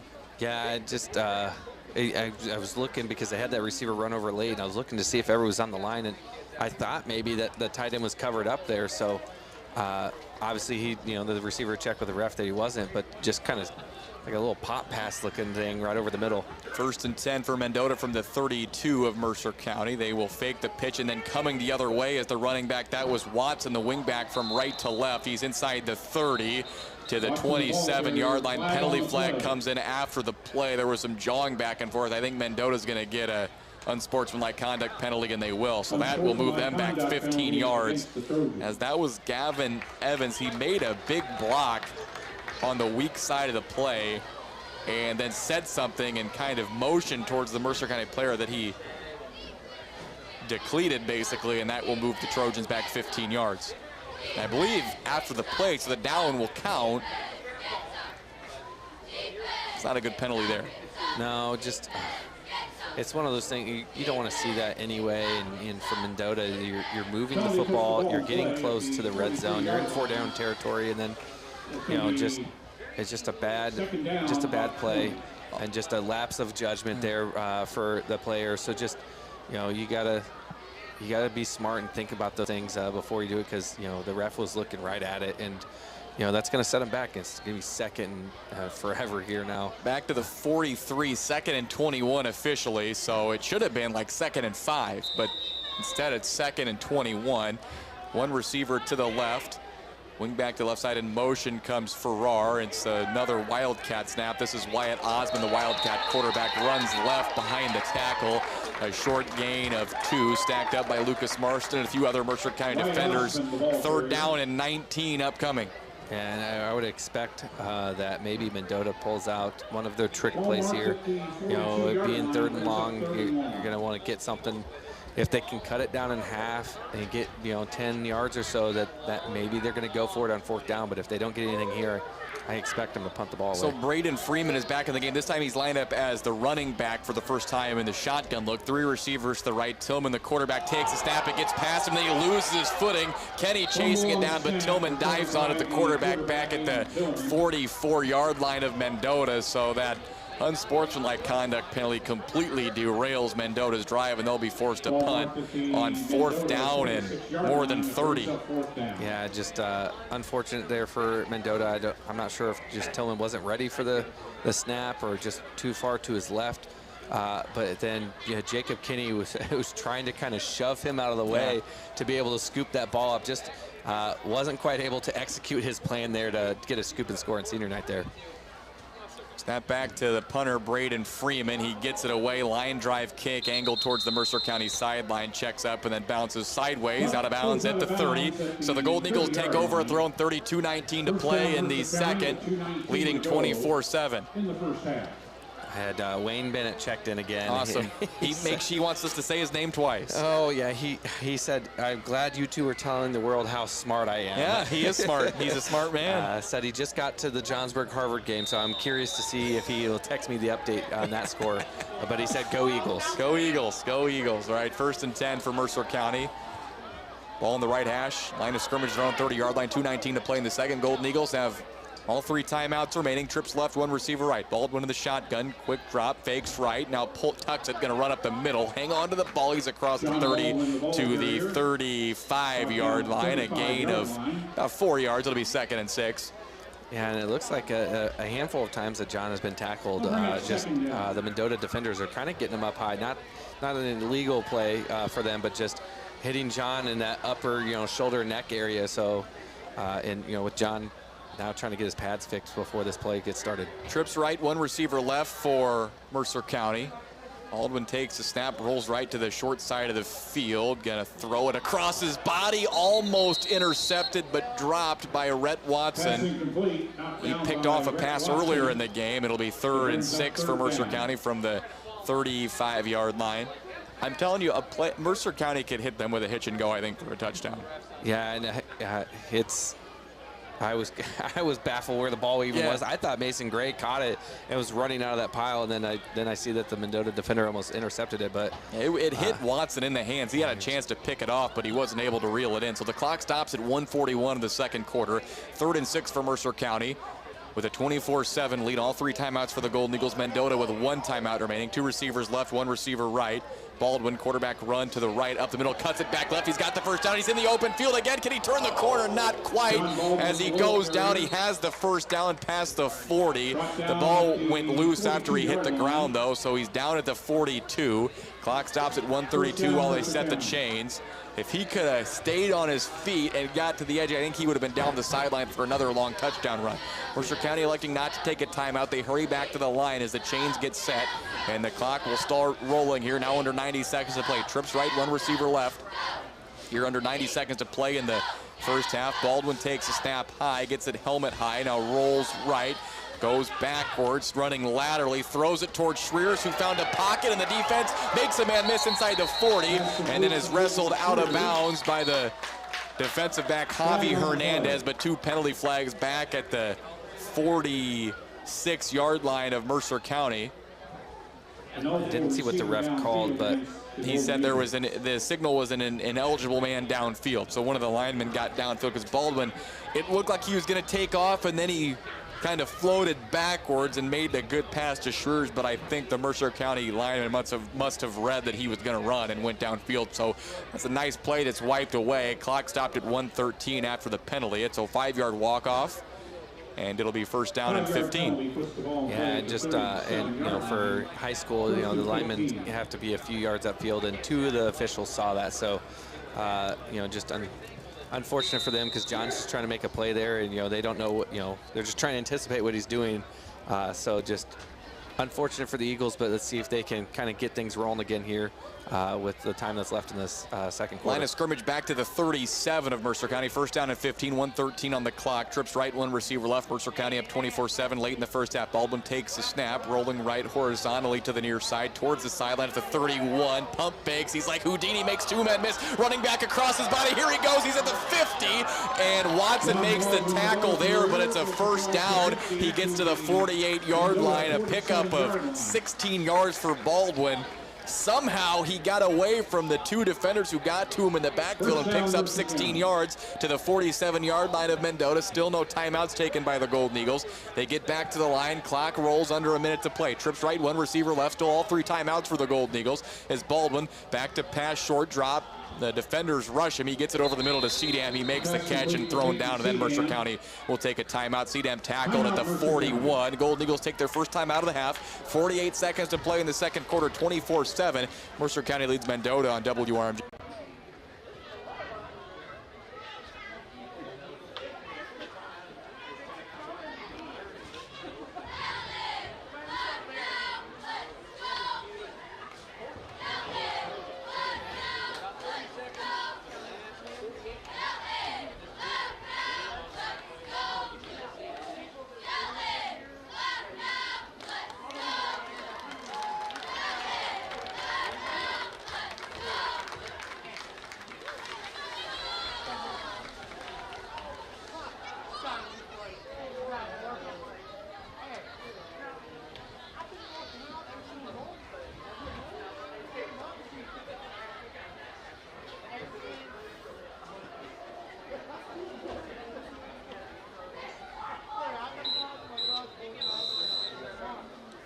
feel like an opportunity to improvise when he can. You just saw in one of those last runs, he made a sharp cut, but I think he's enjoying it, and it's spreading to the other other guys on the team.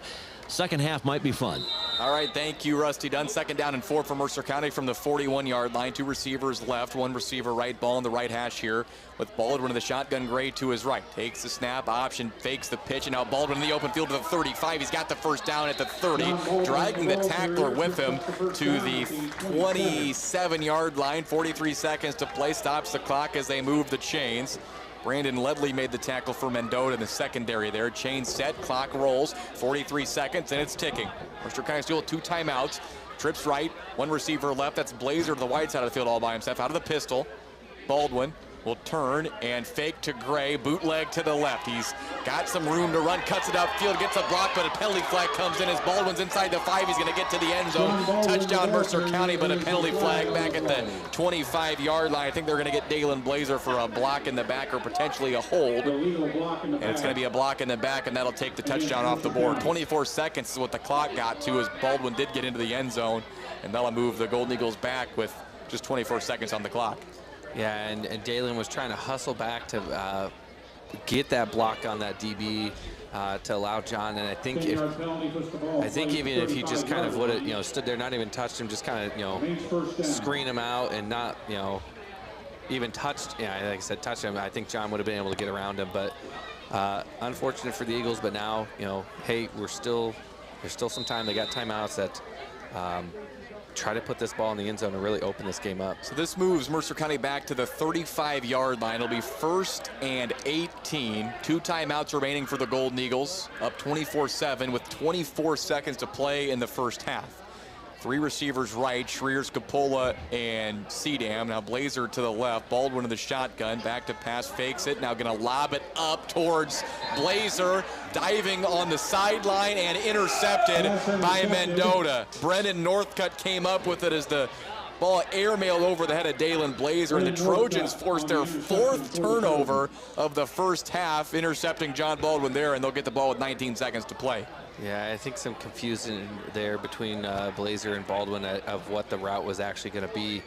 I think John was expecting him to run that up the sideline in a fade route, and Blazer kind of curled that up in a hitch route. And so great play by Mendota. The safety came flying over there, was able to dive under and get that interception, which for Mendota is great for them because there was about 5 seconds ago, John was scoring again, and would have been down 4 or 5 scores. Looks like the Trojans will go out of double tight, double wing here, basically a modified victory formation. Looks like they might take a knee. No, Tillman takes the snap and gives it up the middle, and the ball's on the ground at the 20-yard line on the handoff exchange, and Mercer County recovers with 15 seconds to play.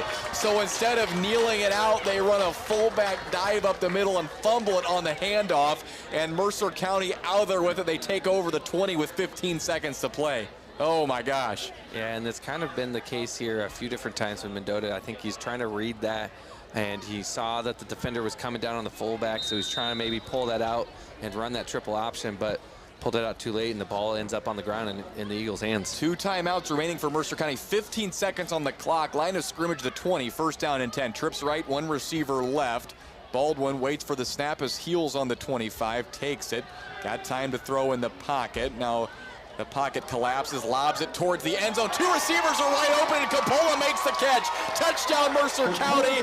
Golden Eagles take a 30-7 lead on a 20-yard touchdown pass from John Baldwin to Dakota Capola. And the Golden Eagles score in the final 10 seconds of the first half. Yeah, and it looked like Sedam was wide open, and John threw that up, and then Capola just comes sprinting across the middle of the field there to jump in front of that and catch that ball. So great for the Eagles to be able to hook up there right before the end of half, and just unfortunate events there in 2 plays. Mendota giving up the fumble. They get the interception, fumble, and then give up a touchdown on the next play. So Mercer County will go for 2. Trips right, 1 receiver left out of the pistol. This is Gray behind Baldwin. Take it, and the handoff exchange is fumbled between Baldwin and Gray. Gray falls on it at the 5, but the 2-point try fails. 7 seconds to play in the second quarter. 30-7, Mercer County leads Mendota on WRMJ. What are your dreams? To own a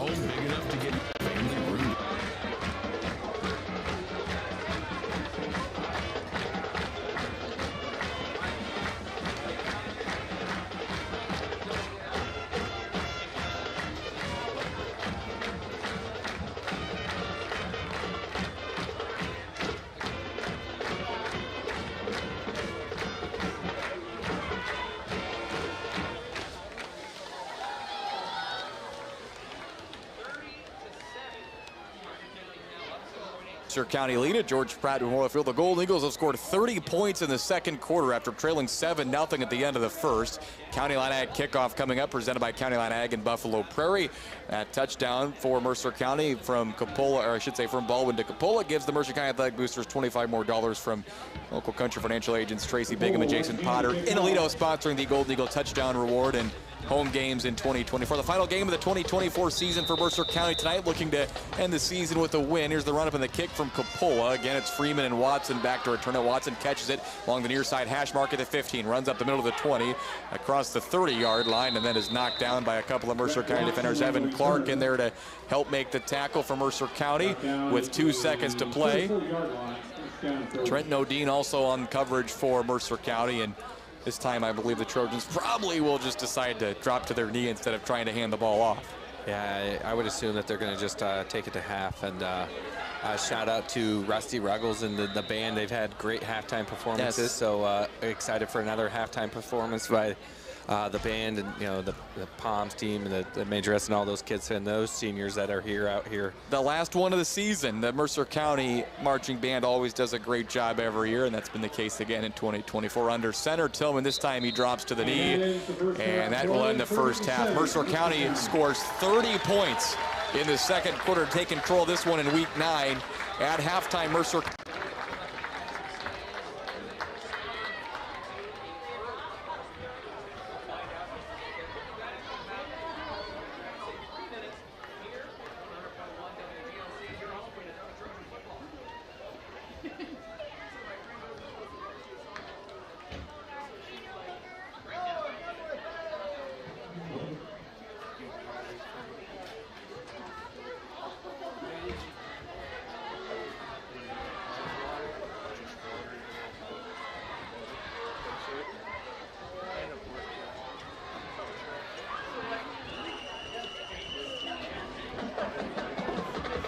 Barbecue. Barbecue.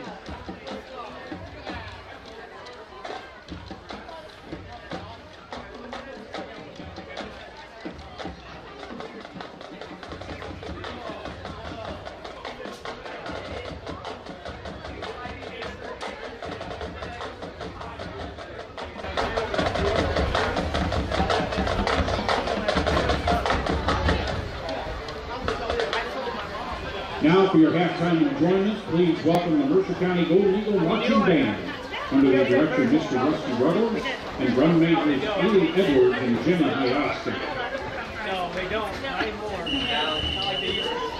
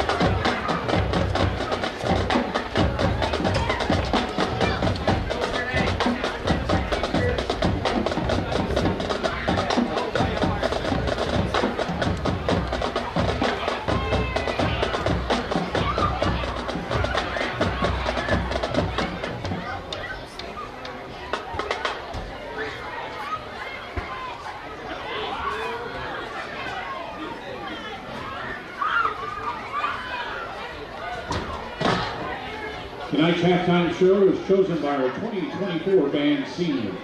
Tonight's first tune is an R&B classic from the artist Beyonce. Hard to believe that this tune is over 20 years old, being released in 2003. This song was heard all over the world and features rapper Jay-Z. Here is Crazy in Love.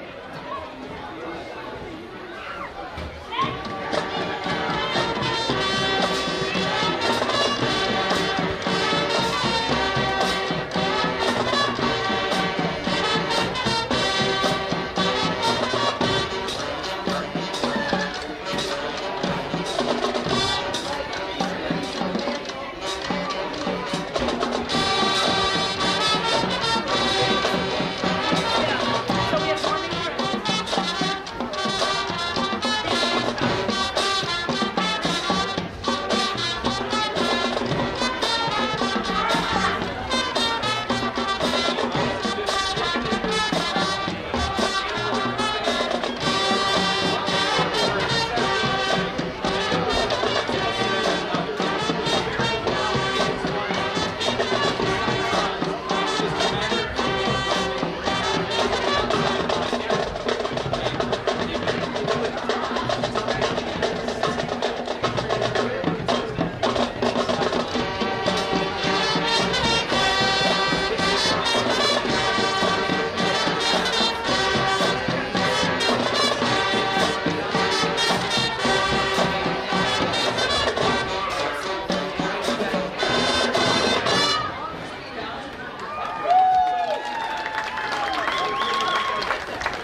This time we'd like to recognize the seniors of the Mercer County Marching Band. Mercer County Flag Squad member, Brianna Young. Mercer County Palms, Brenna Fisher and Isabel Meeker. Majorette, Alea Lantow. Band members, Mason Colder, Jonna Della, Claire Fowler, Michaela Gowdy, Ingrid Hayes, Ella Hayes, Katina Lang, Dylan Marr, Jack McKnight, Noah Mendoza, Ian Munson, Mason Nickerson, Rayla Parkinson, Raiden Peterson, Michaela Snyder, Gracie Voss, and Callan Wieskamp. Please put your hands together for these hard-working marching band seniors.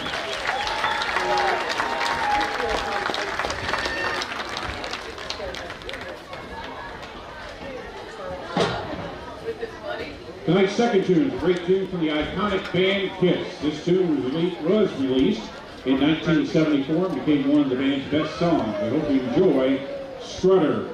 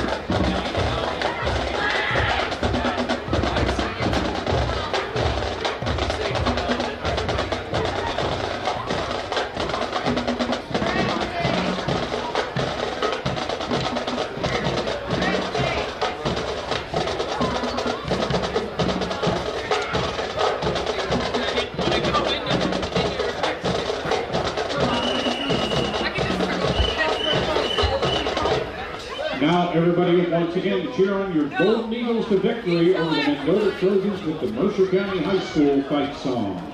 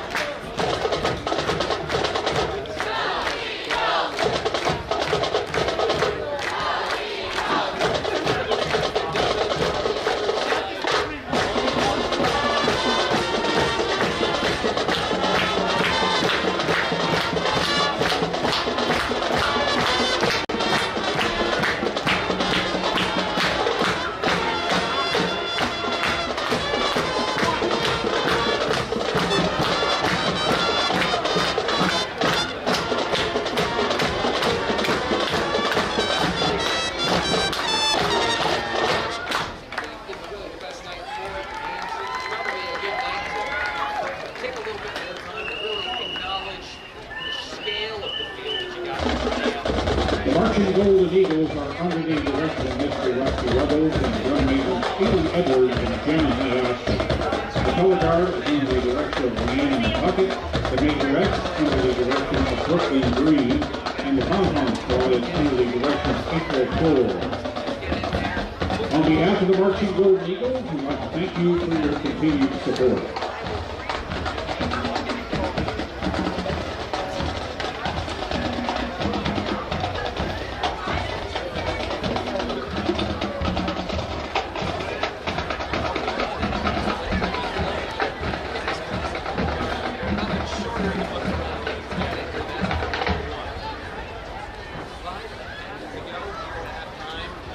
Mercer County cleared out from their halftime show. Looks like Mendota now having to vacate their original position as the school band now lining up for yet another entrance tunnel. Mercer County Eagles.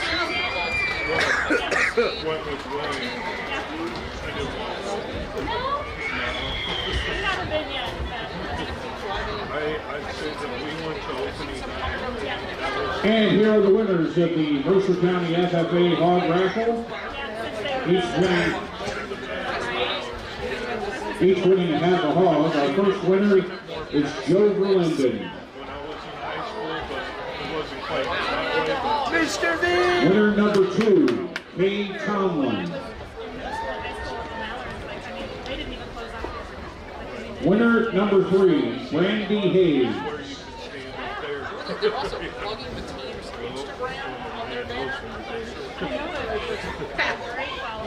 And Ann Harris is winner number 4. Congratulations to all our winners. It's building back up though, like you said. Our amazing sponsors. What's your next goal? Maybe a vacation. Financial Plus Credit Union is ready to serve you. You gotta do a lot more promotions and Check out all things their like services that. online at financialplus.org today. Of course, Sullivan's Food, quality, fresh, and Yeah. service. Was it your class that she Proud was, sponsor. was it all of her classes that she was trying to bribe you guys with storms? Oh, not storms, it was river bandits. Oh, River Bandits, that's right. It was every class. I think the overall best class was getting river bandits. She asked about that. She was like, oh, okay. Her boyfriend works with River Bandits. And so yeah, my uncle got her does to donate some tickets, so we're in competition. I'm like, that's cool. She wants our class. Our class is the best overall. We're the party class. I figured yours were the great class was a class they gave her the art education. Well, maybe because we're so fun. We're so fun. She said herself, we'd be the most fun class to go to a baseball game. Give credit to where credit is due. Really, it's just needing to get some offensive starting.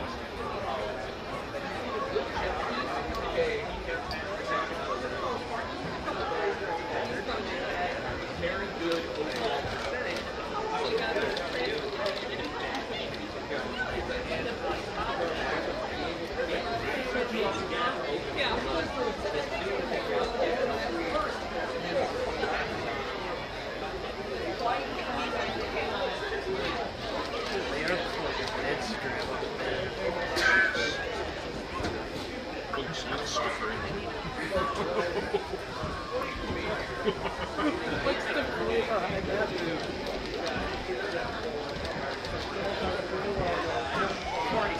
Fans is on the go with Farmers State Bank of Western Illinois mobile banking. It's easy, fast, convenient, and it's free. Farmers State Bank of Western Illinois. It's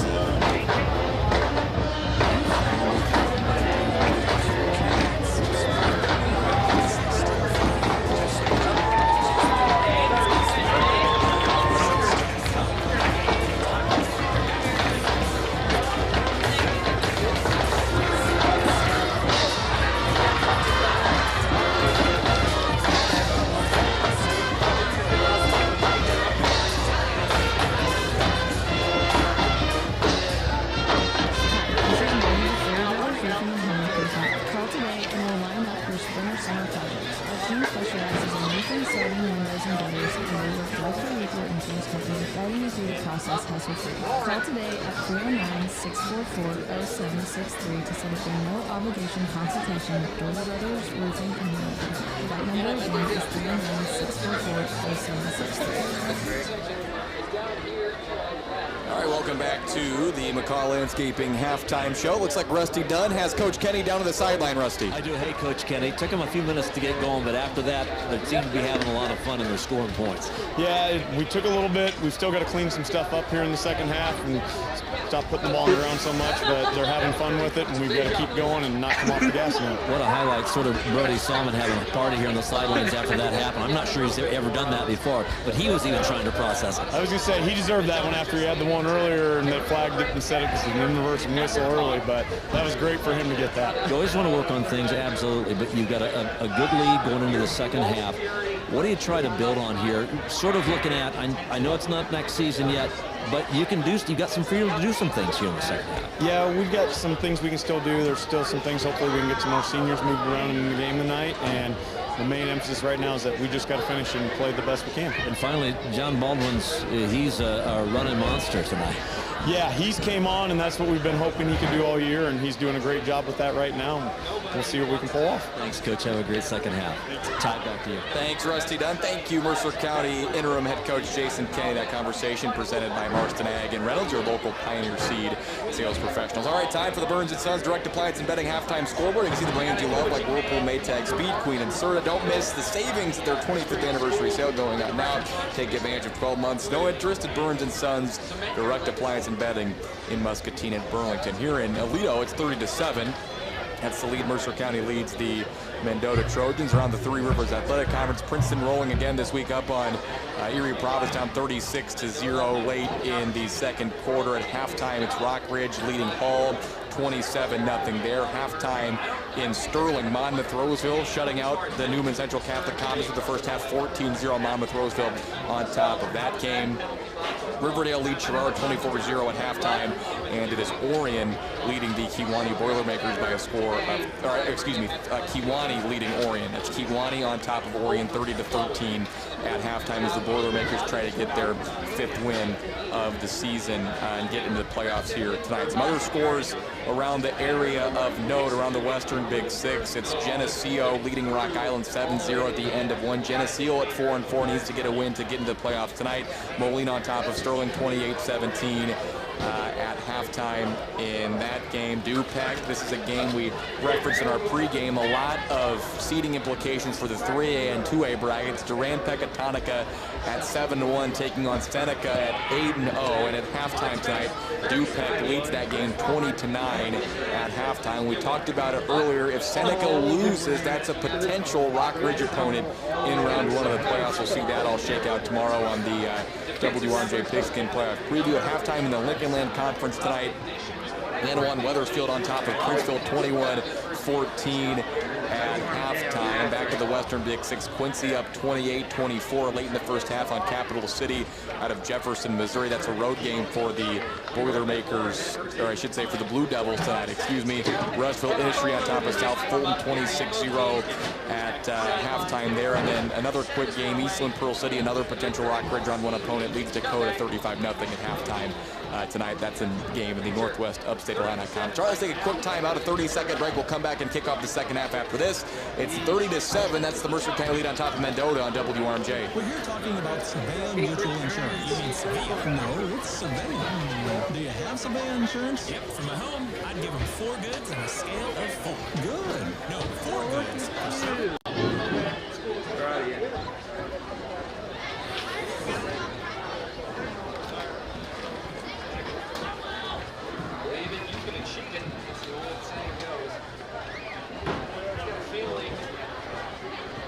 Mendota does believe today. It's just a matter of executing. Clock running out, about 12 minutes, ready to go. Yeah, count 30-7 is the Mercer County lead. The second half will begin with the County Line Ag kickoff presented by County Line Ag, your local Kent Feeds dealer in Buffalo Prairie. Supplement your forage with Kent Energy Last, a free choice supplement that delivers a steady intake of protein, energy, vitamins, and minerals for your cattle in a convenient tab that works in any weather. You can see County Line Ag in Buffalo Prairie to learn more. Angel Serrano will tee up the ball for Mendota to begin the second half. Mercer County will get it to start the second half with a 30-7 lead. 30 unanswered points scored by Mercer County, all in the second quarter tonight. Logan Schreers and Mason Gray back to return. They stand at the 14-yard line. Mercer County moving from left to right in the third quarter. That's attacking the west end zone. Mendota road uniforms tonight. Yellow helmets, white jerseys, purple pants. Mercer County gold helmets, blue jerseys, and blue pants in the season finale for both teams in 2024. Serrano has his right hand raised as he's a right-handed kicker, gets the whistle, runs from 5 yards back, and will squib it. A kind of a short onside kick towards the far side. It's recovered by Cooper Lampkin, and Mercer County will get it with pretty good field position. They'll take over at their own 43-yard line. Yeah, it looks like Freeman was a little slow to get up there, so I'm not sure if he got kind of tripped up or whatever. But also, talking about Rusty Dunn, he looks a little cold down there on the sidelines right now. I don't think he didn't follow the 5 Ps. He was not properly prepared. No, he forgot his code today, Rusty. What's going on, man? You forgot your code. Yeah, proper preparation prevents poor performance. And I need gloves. I need gloves. He forgot the hand warmers, too. It's all good. So 2 receivers left for Mercer County on 1st and 10 to start the second half at their own 43. Baldwin takes a snap, and they're going to give it on the reverse to Capola. He's going to check that. That's Baldwin on the reverse pass, and he got Blazer. He was open, but he dropped it behind the defense. It was a wildcat formation. Capola was the quarterback. It was Capola one that threw it. Who threw it? John went in an option route there with Greg. Capola come back on a reverse type. They tossed it to Capola, come around the reverse, and then he ended up throwing it to Blazer. And unfortunately, you know, not the best throw, but Capola doesn't throw the ball all the time, but he got it to Blazer. So, you know, unfortunately, Blazer's just, you know, he's got to come up with that catch because that would have been a touchdown. It was hard to tell because Capola's jersey was kind of bunched up where I couldn't really tell if it was 8 or 2, and he had his gloves off too. So, and they both have the long white sleeves on tonight. So 2nd down to 10 after the incompletion. That was Capola who tried to throw it on a trick play. They give it to Gray up the middle, and Gray in the open field across the 50, cuts back right at the 45, has the first down towards the 35-yard line. They'll mark him down to the 35. That's the biggest run of the night for Mason Gray. We talked about it earlier. He kind of had been bottled up the past few weeks playing against those great run defenses that Newman and Rockridge and Princeton have had. Nice to see him spring one there. Yeah, great for him to start getting it opened up, and hopefully he can continue to get that kind of rolling to maybe be able to eclipse that 1,000-yard season mark that he's been kind of looking for. And again, kudos to the offensive line, open up that hole. 2 receivers right, 1 receiver left for Mercer County. This is Baldwin in the shotgun. On 1st down and 10, 11, 15 to play in the third. Baldwin takes snap, gives it to Cedam, hits the hole hard. He's inside the 35, lunging forward to the 32. 2nd and 7. As the Mendota defense gets to him after a short gain, under 11 minutes of play. A quick Burns and Sons scoreboard update. 20-16 now is the score. Duran Pecatonica leads Seneca, so the Fighting Irish make it a little closer now. A 4-point game midway through the third quarter there. A lot of, again, seeding implications of that in both 2A and 3A with the result there. Yeah, I'm not sure who I want to win that game yet. I know, me neither. I don't know what's going to happen with Rockridge, and I don't know. It's just a lot of fun. Like we talked about, just a lot of fun. There's just so many swing games that can change a lot of stuff in the bracket. 2nd and 7 for Mercer County. Back to pass. Baldwin fakes towards Gray on the swing route. Baldwin running right. He gets his feet kind of tangled up as behind from the backside, diving and swiping at his legs was Gavin Evans, and Baldwin lost his footing and stumbled out of bounds. He couldn't stop himself from going out of bounds, so a loss on the play of about 1 yard on the 3rd and 8 as Evans gets credited with the sack. Yeah, and like we talked about in the first half, John holding that ball out, and you only had 1 defender there, but just a little concern with him holding that ball out that far that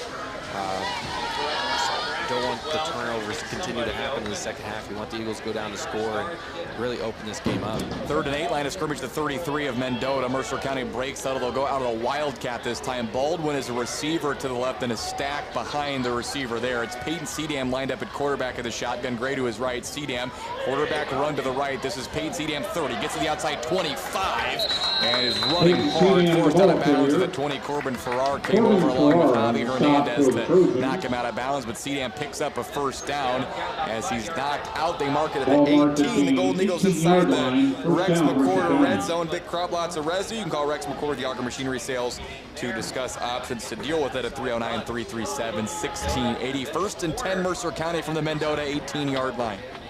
Yeah, great job there with the Wildcat. Mason Gray made the nice block to free seat him up and get that first down after the sack on the previous play. Baldwin back at quarterback this time.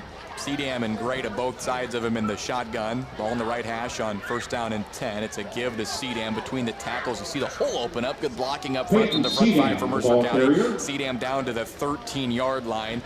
Picks up 5 yards, second down and 5 on the Brothers and Sons scoreboard through 3 quarters. Monmouth Roseville 21, Newman 0. The Titans, a nice performance tonight after falling to Rock Ridge last week. In control of Newman on the road as Monmouth Roseville looks to wrap up the regular season 8-1, heading into a loaded bracket in the North in 3A. Every year there's a lot of good teams up there, so the Titans look like they're going to get to 8-1, barring a collapse in the fourth. 2 receivers right, 1 receiver left on second and 5 from Mercer County from the 13-yard line. Baldwin takes, gives to Cedam, running left, gets a good block from J.J. Smock. He's heading to the corner, into the end zone, touchdown, Peyton Cedam. From 13 yards out, the Golden Eagles take a 36-7 lead as Cedam finds the end zone. Touchdown, Mercer County. Yeah, just a great blocking up front. And, you know, kind of look at a little trap play there. And that kick-out block was perfect for Cedam. He was able to get him to the outside and then make some moves to get to that near side pylon to him and just get in. And it's great for him on senior night to get a touchdown. Well, the Golden Eagles go for 2. They're up 36-7, a 29-point advantage. Out of the huddle, they'll go out of the pistol, looks like. No, they'll go Wildcat as Cedam, the quarterback. They motion Baldwin out as a receiver to the left. He's the number 2 receiver off the line of scrimmage. Cedam takes the snap, running right, sheds a tackle, but it's stretched out, and Mendota tackles him back at the 9-yard line. Coming up to set the edge there for the Trojans was one of their defensive backs. That was Brandon Dudley, the tackle for loss. A 2-point try fails. 9:35 to play in the third. 36-7, Mercer County leads on WRMJ. Fall is here, and Huffman's Farm and Home gives you plenty of reasons to fall in love with their store. At Huffman's. Back in about a minute.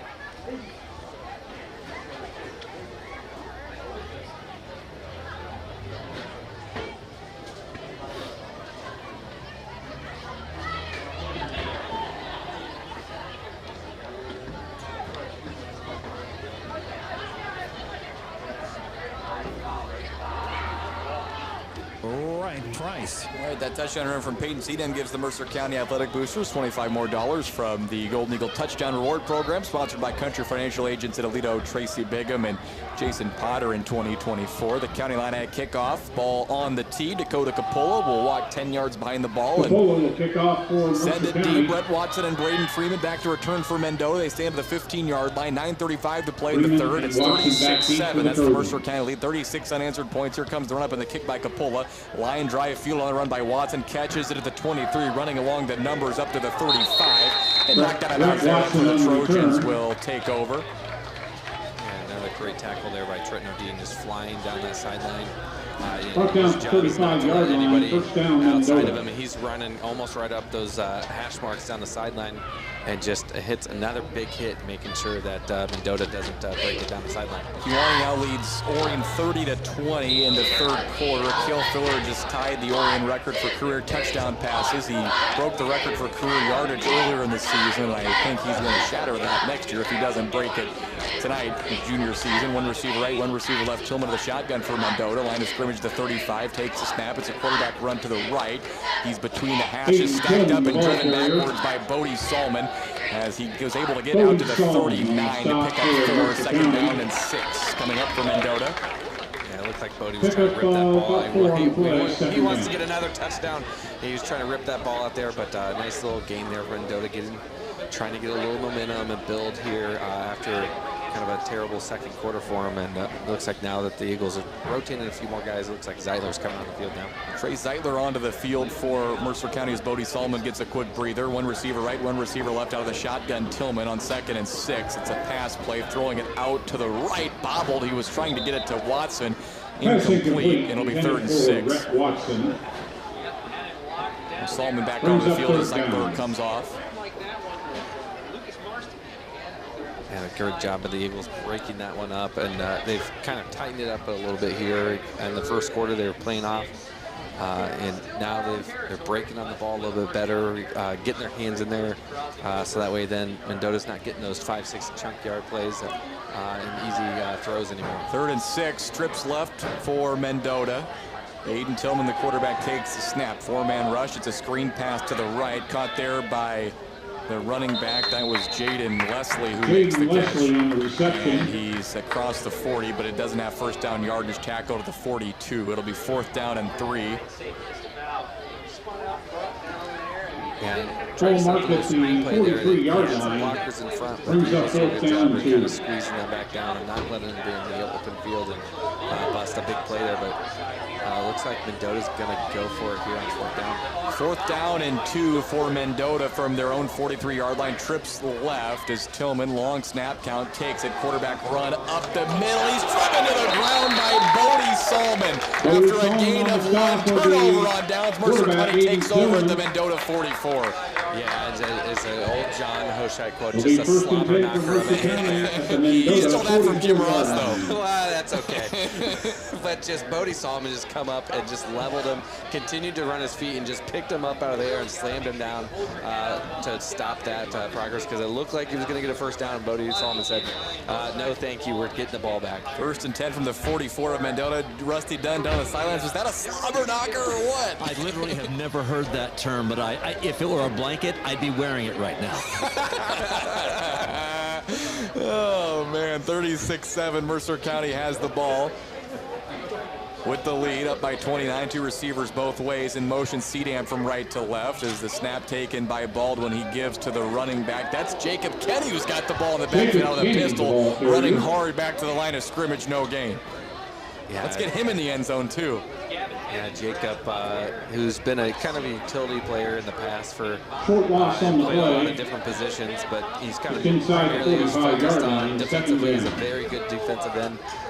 You know, he's got my vote for being all conference in the track as a Absolutely. defensive end. And you know, he not much there for him, but he lowered his shoulder and just tried to run that kid over and was able to kind of not quite get back to the line of scrimmage. But So 2nd and about 11, back to the 45-yard line. Kenny is still in the backfield. Him and Cedam, both senior running backs in there right now. 2 receivers left, 1 receiver right. It's John Baldwin in the shotgun on 2nd down and 11. He takes the snap. They give to Kenny again. Up and this time he's got positive yardage past the 40, getting pushed from behind by Terrell, the left tackle. And he's down to the 37-yard line to pick up 8 yards on the play. yeah, another good job, just bowling forward, falling Down at through the there. 37-yard Good line, lead block. brings The up lineman got to push that 33. time, and so good to see again just some different guys in there for the Eagles and rotating some guys, and I'm sure you know, they'll continue to rotate some of these other seniors in there and let them get into this game for their last game of the year. 3rd and 3 for the Golden Eagles. Line of scrimmage, the Mendota 37-yard line. Got to get to the 34. 2 receivers right, 1 receiver left. Baldwin of the shotgun. Kenny and Cedam in the backfield. They will give to Kenny again, running left. He meets the defender and drives him past the first down marker. Still going towards the 30-yard line to the 30 is where they mark him. A tough 7 yards there by Jacob Kenny moves the chains. Yeah, it just he was willing his way through to get that first down. Looks like we might have a Mendota player down. That's Rhett Watson limping off the field, and Wyatt Osmond, their leading tackler, gets out slow as well. 1st and 10. Another Burns and Sons scoreboard update. We talked about, you know, potential chaotic results. Now Orion has cut it to a 4-point game, 30-26 in the 3rd quarter. That is Orion trailing Kewanee. Cale Filler throws to Jackson Pierre for a touchdown, so Cale Filler broke the passing touchdowns record tonight as well. And again, Kewanee needs to win to get to 5-4 and get into the playoffs. So Orion trying to play spoiler in week 9 and close the regular season with 2 straight wins after beating Sherrard last week. That game available online right now at WRMJ.com with Ryan Schistel on the call in the shotgun. This time it's a handoff to Cedam. He's running right past the 25-yard line. Another good pickup there of about 7 yards for Peyton. It'll be 2nd and 3. Yeah, and just the Eagles' offensive line starting to get that push that we were hoping for. They struggled a little bit in the first half, getting that push up against this big Mendota defensive front, but now they're moving the ball, using that speed to get into the correct positions, and the Eagles running backs are now just getting big chunk yards now, play after play, and just looking to go down and get another score. 5:35 to play in the third quarter. Mercer County breaks the huddle on 2nd down and 3 from the 22. Receivers right, 1 receiver left. Kenny and Cedam in the backfield. Kenny, the tailback, out of the pistol look here. Baldwin turns and hands it to him up the middle, behind the right guard, and he's got the first down inside the 20, down to the 17 for a 6-yard gain into the Rex McCord red zone. Crowd lots of residue. Call Rex McCord with Yager Machinery Sales to discuss options to deal with it at 309-337-1680. 1st and 10 for the Golden Eagles to the 17. Yeah, and it looked like John was telling Jacob Kinney what to do with that. You know, Kinney doesn't play offense very often, and they got some different formations in the past couple weeks. So telling Kinney, hey, line up here, you're going to run the ball, just follow CDM through the hole, and he's got a lot of tough running yards right now. So good job by Kinney coming in here and running the football. 1st down and 10 for Mercer County from the 17 of Mendota. 4:45 to play in the third, 36-7. Baldwin pitches it to Capola, coming the other way to the 15. Capola trying to get inside the 10. He's to the 5. They'll mark him at the 6, actually. So 1st and 10, but a penalty flag down on the far side of the field. Illegal crackback block. So that will be a 15-yard penalty as they motion the personal foul. So Capola on the reverse coming the other way, got to the 6-yard line, but that play will be moved way back on a 15-yard penalty behind the play. He said a crackback block is what the signal was. Yeah, and just one of those plays that even in the NFL and just kind of all phases of the game, that those are not the types of hits that they want to see. They want the kids to use their hands. Against Mercer County, so the just ball back to the 32-yard for the line. Eagles, because they did have a big play. 25. Coppola had a nice run out there. Tough run. He put his head down to get some extra yards, but the receiver would either came across and hit with a shoulder or helmet, something, and just right in front of the ref there. So now the Eagles are backed up. It's 1st and it's almost 25. 1st down and 25 from the 32-yard line. 2 receivers right, 2 receivers left. John Baldwin, the quarterback. He's got Jacob Kenny to his left. Baldwin, quick throw out to Capola. It's a double pass. He throws it up for Blazer, and it is intercepted by the Mendota defensive back. That was...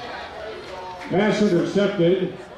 I think that was Gavin Evans who came down with it for the Trojans. Or check that, number 8, excuse me. That's William Musnovic who gets the interception. So William Musnovic on the Musnovic the pick for Mendota, one of their reserve defensive backs. It was 8, not 9. Again, those jerseys, I hate when they get bunched up. It's hard to tell the numbers sometimes, man. Yeah, and Coppola made a nice job catching the ball behind the line of scrimmage, behind John, and just that defender came right up in his face, so he had to throw it very quickly. Blazer was open again, over the top, so Blazer using his speed to get over the top, but again, another turnover for the Eagles. It's the 10th combined turnover in this game. 4:04 to play in the third, 36-7. Mercer County leads. Aiden Tillman, Mendota's quarterback, takes the shotgun snap, runs right off the right tackle, and is stacked up at the line of scrimmage for no gain. Under 4 minutes to play in the third, 36-7. Well, Rusty Dunn down the sidelines for Zedai Marcinag and Reynolds. We reached into the bag of tricks there. It didn't work out though, unfortunately. No, it didn't. But they want Jacob Kennedy to score so badly. So we've got a little more time left in this game. It may happen yet, Ty. What a fun week 9 we have, man. 36-7. Mercer County leads 3.5 to play in the third quarter and counting. 1 receiver to the right and 1 receiver to the left. Mendota has a wing back to the left side as well. Tight ends on both ends of the line of scrimmage. Aiden Tillman takes a snap. It's a pass play. He throws it underneath. Good catch by Evans. Kind of a fingertip catch on the quick out route. Tiptoeing the sideline, then wipes out. Just shy of the 20-yard check that they'll mark him right at the 20-yard line. Gain of 6 to bring up 3rd and 4. I got some more Burns and Son updates. Yep. Princeville and Weathersfield are now tied at 21 apiece. Okay. Monmouth up 21-0, and then Quincy just back and forth. Quincy's up 35-31 over Capital City. So that game has just been out of Jefferson City, Missouri. That game's taken place across state lines in Missouri. 2 receivers right is Tillman.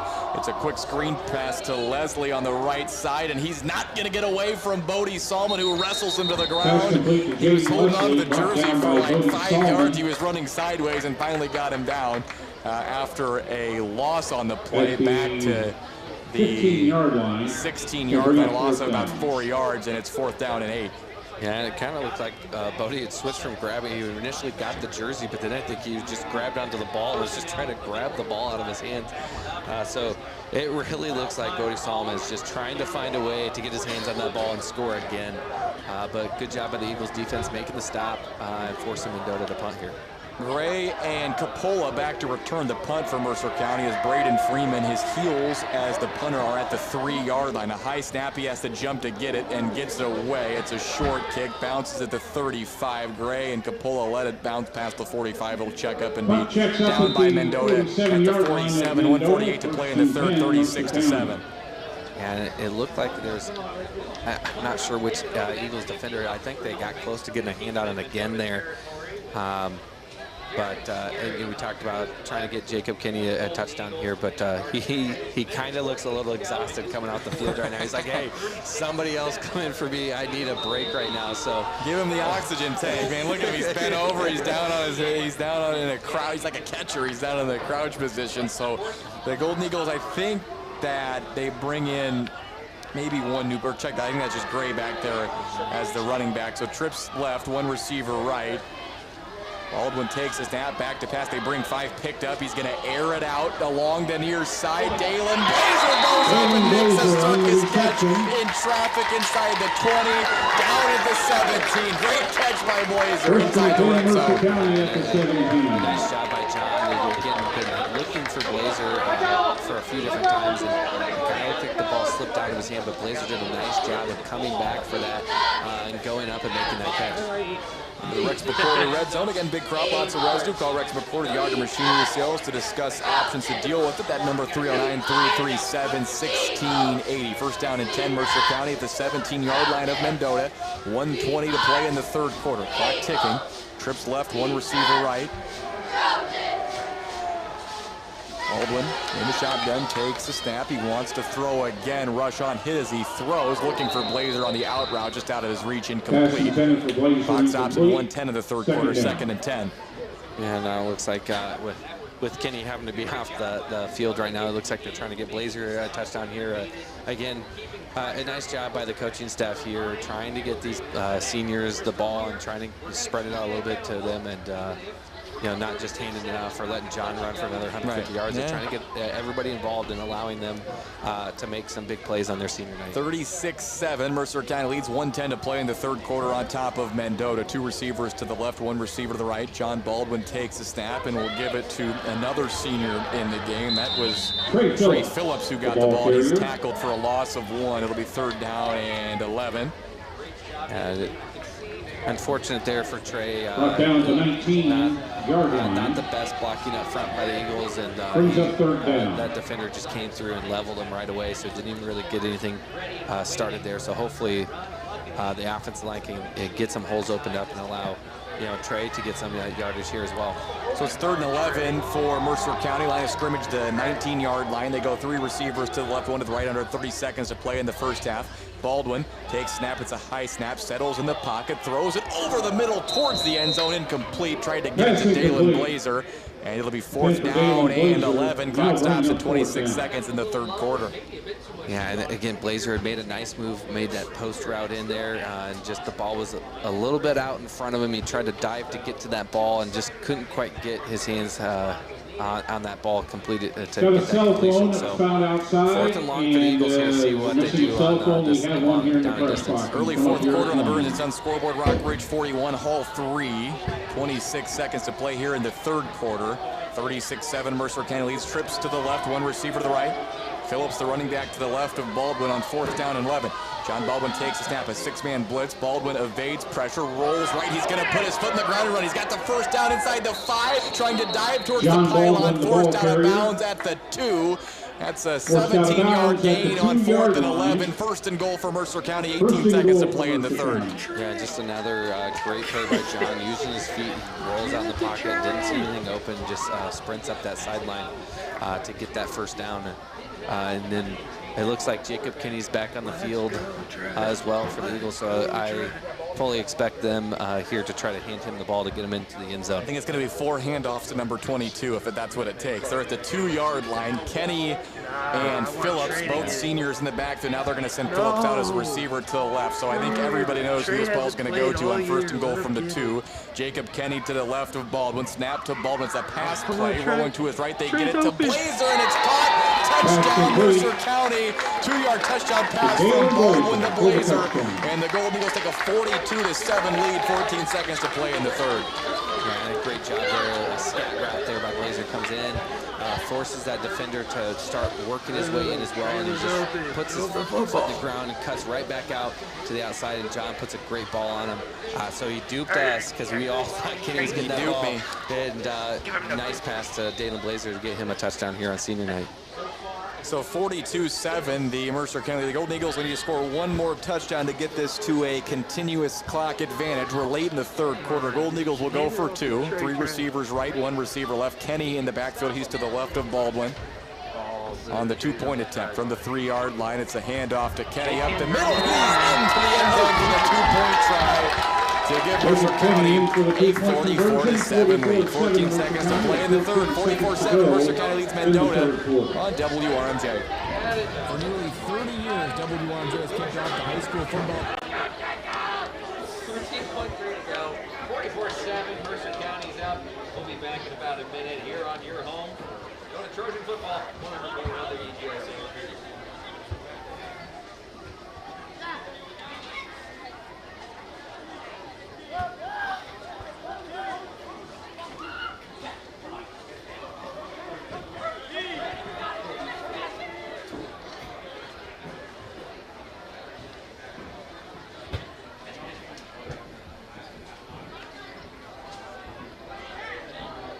I've sat there and quietly done it on my own, and now to try to always predict where we're going, and now I'm excited to be able to just explain all my bad opinions on who's going to win football games. That'll be fun, man. So that gets underway at 7 tomorrow night. The postseason brackets revealed in the 8 p.m. hour. Monty will be on the air with us. I'll be there. Who else will be there? My dad will be there, and I think my uncle, Pat Lower, will be there from Fulton. They aren't going to make the playoffs this year, so he's going to make the trip to Aledo and help us kind of figure out what's going on in the NUIC this year. He's our NUIC correspondent, Pat Lower. Yeah, you know, just an unfortunate season there for Pat and the Steamers, but I believe whenever I saw the last score update, they were winning, and now they're Burns Sun score update. Yes. I saw Geneseo was up 10-0 at halftime, so that's big, again, implications for the playoffs. Here's the kind of kickoff from Coppola. It's a bouncing kick that's fielded by Rhett Watson at the 20, running right across the sideline towards the Mendota side past the 30 and spun down at the 32-yard line there. Now Fulton is playing Morrison tonight. The last I saw was 27-7. The Steamers were up in the 2nd quarter, I think, and that's a trophy game. They play for a wooden shoe. So Fulton looking to keep that. That's a conference or a local rivalry that was gone for a few years after Fulton left the track. Now Mendota followed Fulton to the NUIC. We also have Morrison. You said Mendota. I meant Morrison. I got Mendota on the brain because they were right in front of me. My bad. Thanks for correcting me. 3 receivers to the right, 1 receiver to the left. Aiden Tillman, the quarterback. It's a screen pass. It almost jumped. The route was Marson over there, but it got through to the receiver, and it's going to be a 1st down gain of 10 for Mendota on the final play of the 3rd quarter.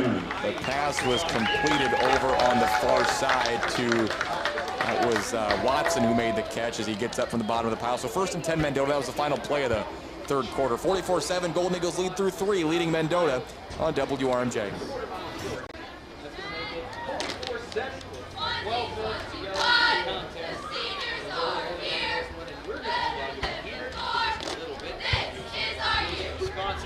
Once again, we've got a cell phone that's been turned into the press box and found outside. If you're missing a cell phone, you do have one up here. You can come up here and claim it.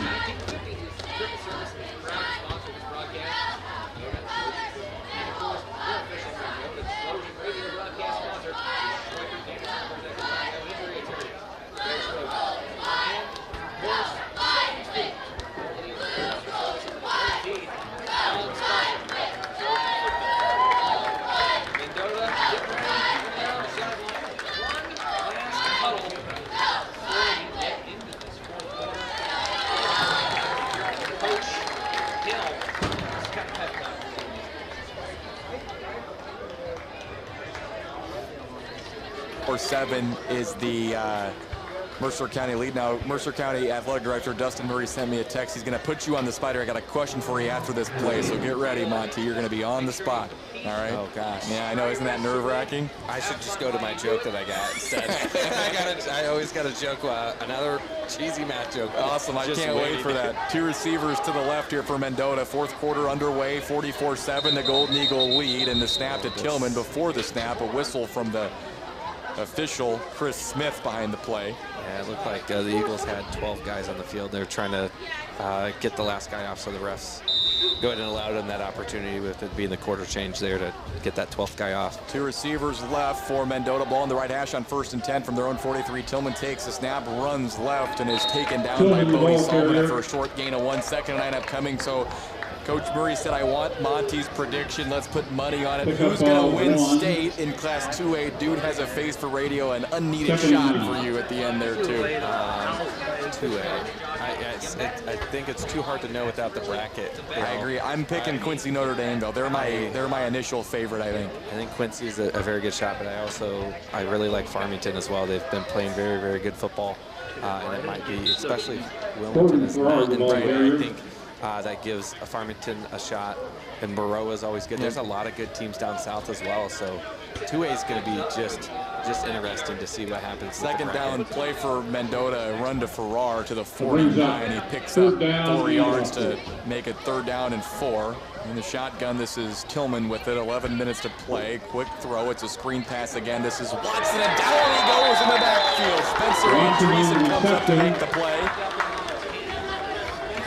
Spencer Andreessen. He read it perfectly. He saw the ball out of his hands. He came up, flew up, and just used that length that he has to be able to quickly wrap up that receiver and not let him get down the field for any gain. You got a 1A state title pick? I don't know how you go away from Lee Win. I know Althoff. You're going Lee Win? I'm picking Althoff. I think that's going to be the state title game, though, for sure. I have a thing against Catholic schools that I did, so for me, it's Lee Win all the way.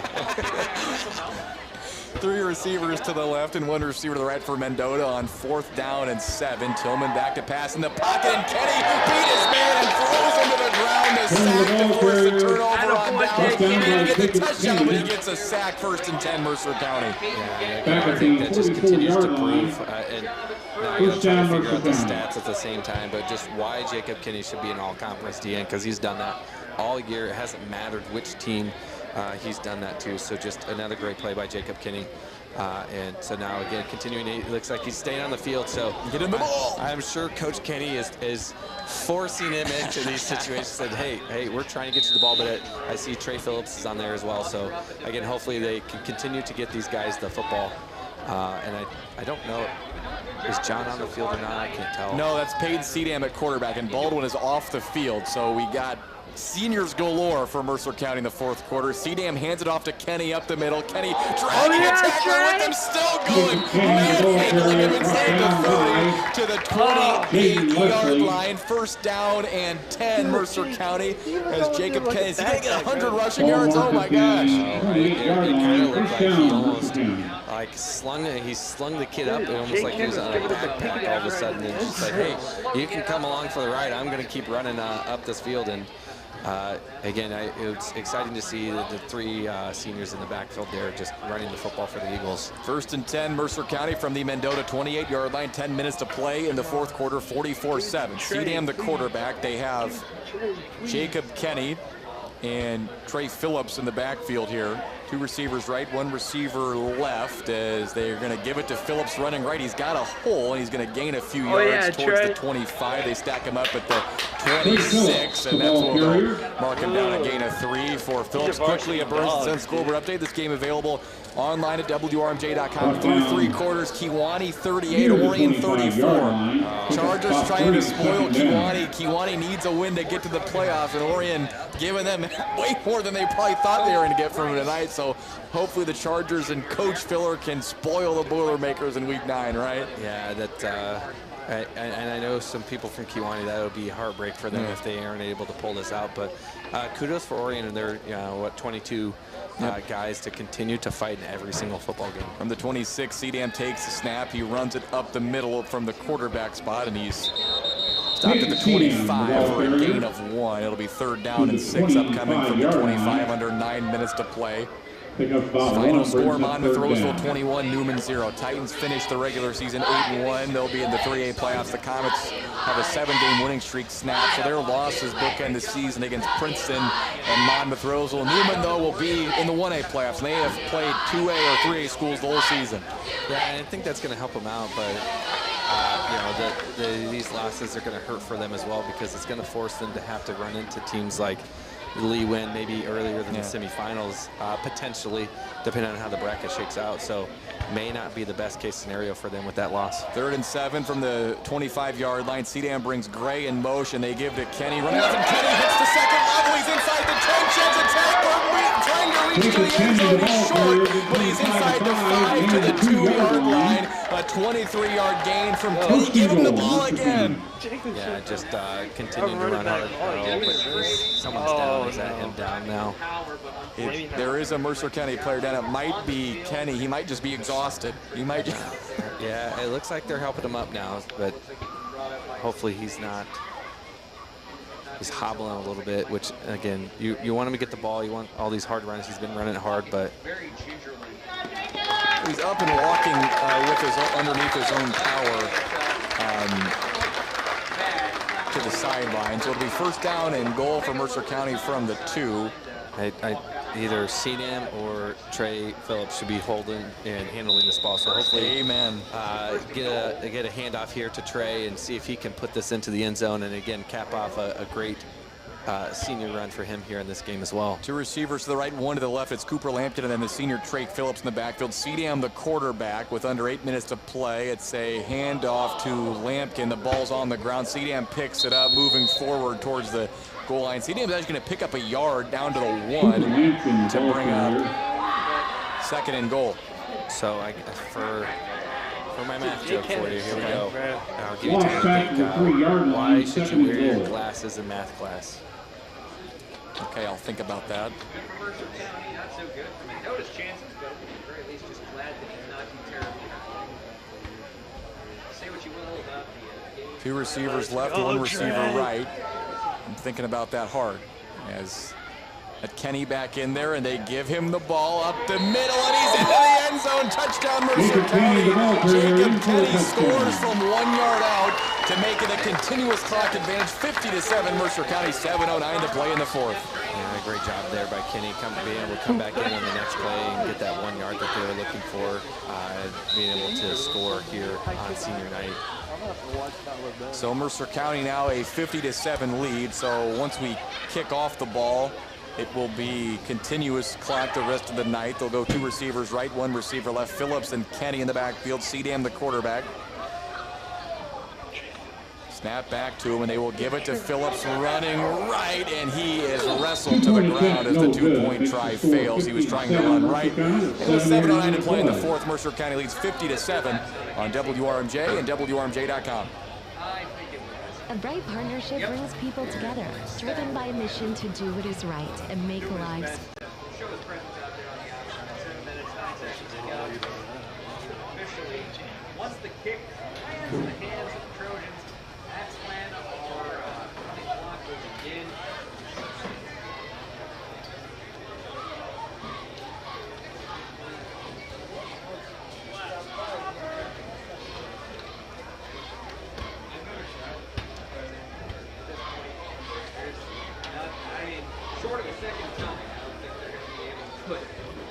And that's the score. Mercer County leads. Rusty Dunn down the sidelines, presented by Marston Ag and Reynolds with a continuous clock. Rusty, we only got 7 minutes left together on the air this year. I'm so sad, man. Yeah, I am too. I mean, this is the seniors game right now. So much fun out here. If Mercer County scores again, I'm not sure you'll see it, but I've seen Capola, number 8, after they score, just look back at the bench and kick with his leg like, let's try an extra point kick. Who knows what'll happen at this point? Everybody's having a lot of fun. That's what it's all about, man. That's been something that I think the program needs, the kids need it for sure. Just have a game and have some fun with, some difficult off-the-field circumstances, especially the last 2 weeks. So it's 50-7, Mercer County, 7:09 to play in the 4th. Once the ball is kicked off, we'll have a continuous clock for the rest of the night, with the Golden Eagles up by more than 40 in the 4th quarter. Final score 32-22 to Pecatonica takes down Seneca. So Seneca drops to 8-1. That's, again, a potential Rock Ridge round 1 opponent. And again, I said this in the pregame, but I think the most likely two opponents for them will either be East Seneca or Eastland Pearl City. Capola runs up and sends the County Line Ag kickoff deep. The kickoff returner drops the ball over there along the far sideline for Mendota, then he falls on it. That was Jaden Leslie. And Mendota will take over at their own 29-yard line. That last touchdown for Mercer County gives the Golden Eagles Athletic Boosters $25 more from Country Financial Agents Jason Potter and Tracy Bigham and Alito, the sponsors of the Golden Eagle Touchdown Reward in 2024. I didn't forget that this week. No one came to remind me either. It's crazy how that works. Gosh. Yeah, we found the time to be able to put it into the into the program, and it looks like Paxton Livermore is practicing with John Baldwin to set up a PAT. First down and 10 for Mendota. Tillman hands it off to, it was Leslie who got the ball. A pickup of 3 yards. It'll be 2nd and 7. He gets out to the 33 is where they'll mark it. Pickup of about 4, 2nd down. So, Ty, did you figure out the joke? No, I didn't. You didn't look it up. I'm surprised Rusty didn't ask Mr. Murray down there. He's a math teacher. He should know the answer to this joke. So, why you should always wear your glasses in math class? Because it helps with the vision. Wesley again, the ball carrier. Oh my gosh. So that snap there, Tillman gives it to Leslie up the middle. He's knocked down after a gain of 5. The 3rd down and 1. Out to the 38-yard line. It helps with division, Rusty Dunn. How about grade that joke from Monty on a scale of 1 to 10? That was pretty bad, but I got to tell you something. I know as the play unfolds here, I know Monty doesn't care for the Catholic schools so much, but listen, breaking news. Did you guys hear college football is introducing a Rosary Bowl? Every play is Oh my gosh, that is absolutely amazing. So the last play is Rusty hijacked the broadcast with his comedic genius. It's a first down run for Jaden Leslie to the 39-yard line for Mendota. They're on their own side of the field, so under 5 minutes of play. 50-7 is the score. Aiden Tillman takes the snap. Long snap count, short drop, got time to throw, looking for Freeman, incomplete as he was working on Blazer over there, incomplete, 4:45 to play. All right, Nick Isher, it's his last time being our board operator back at the WRMJ studios. Get ready, buddy, because it's time for us to find out who the Week 9 Massages by Tammy and Bailey E-Beauty fan of the game is. Massages by Tammy and Bailey E-Beauty offer everything from full body massages to foot massages, sinus relief, facials, and more. Be the 10th caller to the WRMJ studios right now at 309-582-5666 to be the fan of the game. It's a quick pass from Tillman over to Freeman along the far side of the line on a hook route. Makes the catch, thrown out of bounds for a gain of 4. 3rd down and 6 upcoming. So again, that's 582-5666. Caller number 10 will be our fan of the game in Week 9. I said this last week. I'll say it again this week. I'm rooting for Shelly Snyder. She told me last Monday when I took the game awards to the school, she was caller number 1, caller number 2, and then caller number 9, but didn't win. I said, oh, that's a heartbreaker. Come on, Shelly. I'm sure she didn't get her husband to help with any of those No, calls I'm sure either. he didn't help her either. It's 3rd down and 6. Tillman rolling right, rush on, throwing deep for Freeman again, incomplete. Good coverage back there by Andreessen, and that'll bring up 4th and 6.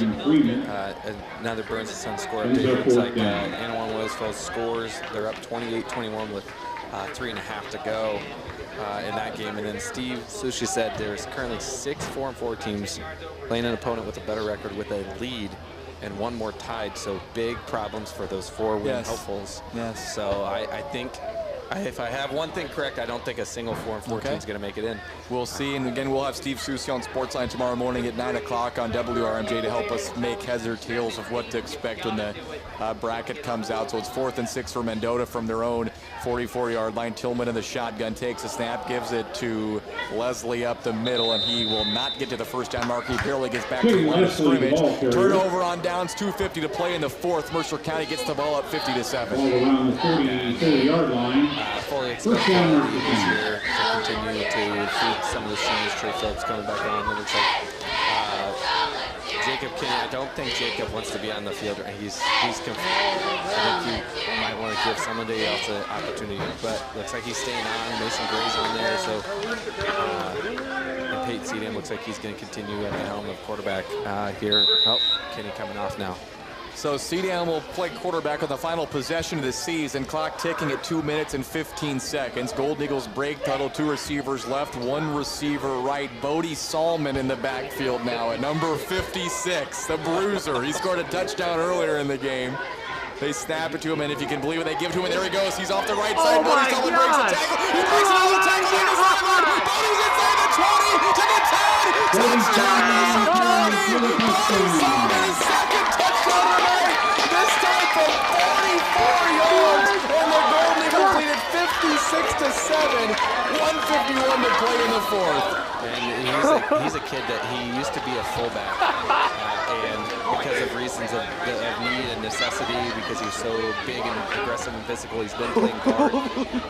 And no surprise there because he's an extremely fast kid, and he just was shoving those Mendota players down there. Like the Heisman pose. And then he high-stepped a little to make sure he didn't get tripped on up. both.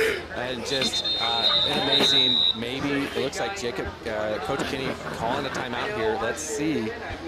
Can they set up an extra point? That's what we want. So we're going to go down to Rusty Dunn on the sidelines, presented by Marcinek and Reynolds. Rusty, you need to go hijack the Mercer County huddle and say, guys, we're kicking a PAT up by 49 points. Well, you know everyone's having fun when I actually suggest something to these guys. And perhaps they may do it, so that would really be the capper for this game, wouldn't it? Oh, I hope they go for it here. All right, so Coppola would be the kicker if they try it. So it's 56-7 now with 1:51 to play in the fourth quarter. That was like just the perfect ending to this game. Bodie Salmon, he scored 2 touchdowns, which has been great to see. You saw Jacob Kenny score a touchdown as well for Mercer County. It's been good to see Dalen Blazer cut a touchdown pass as well.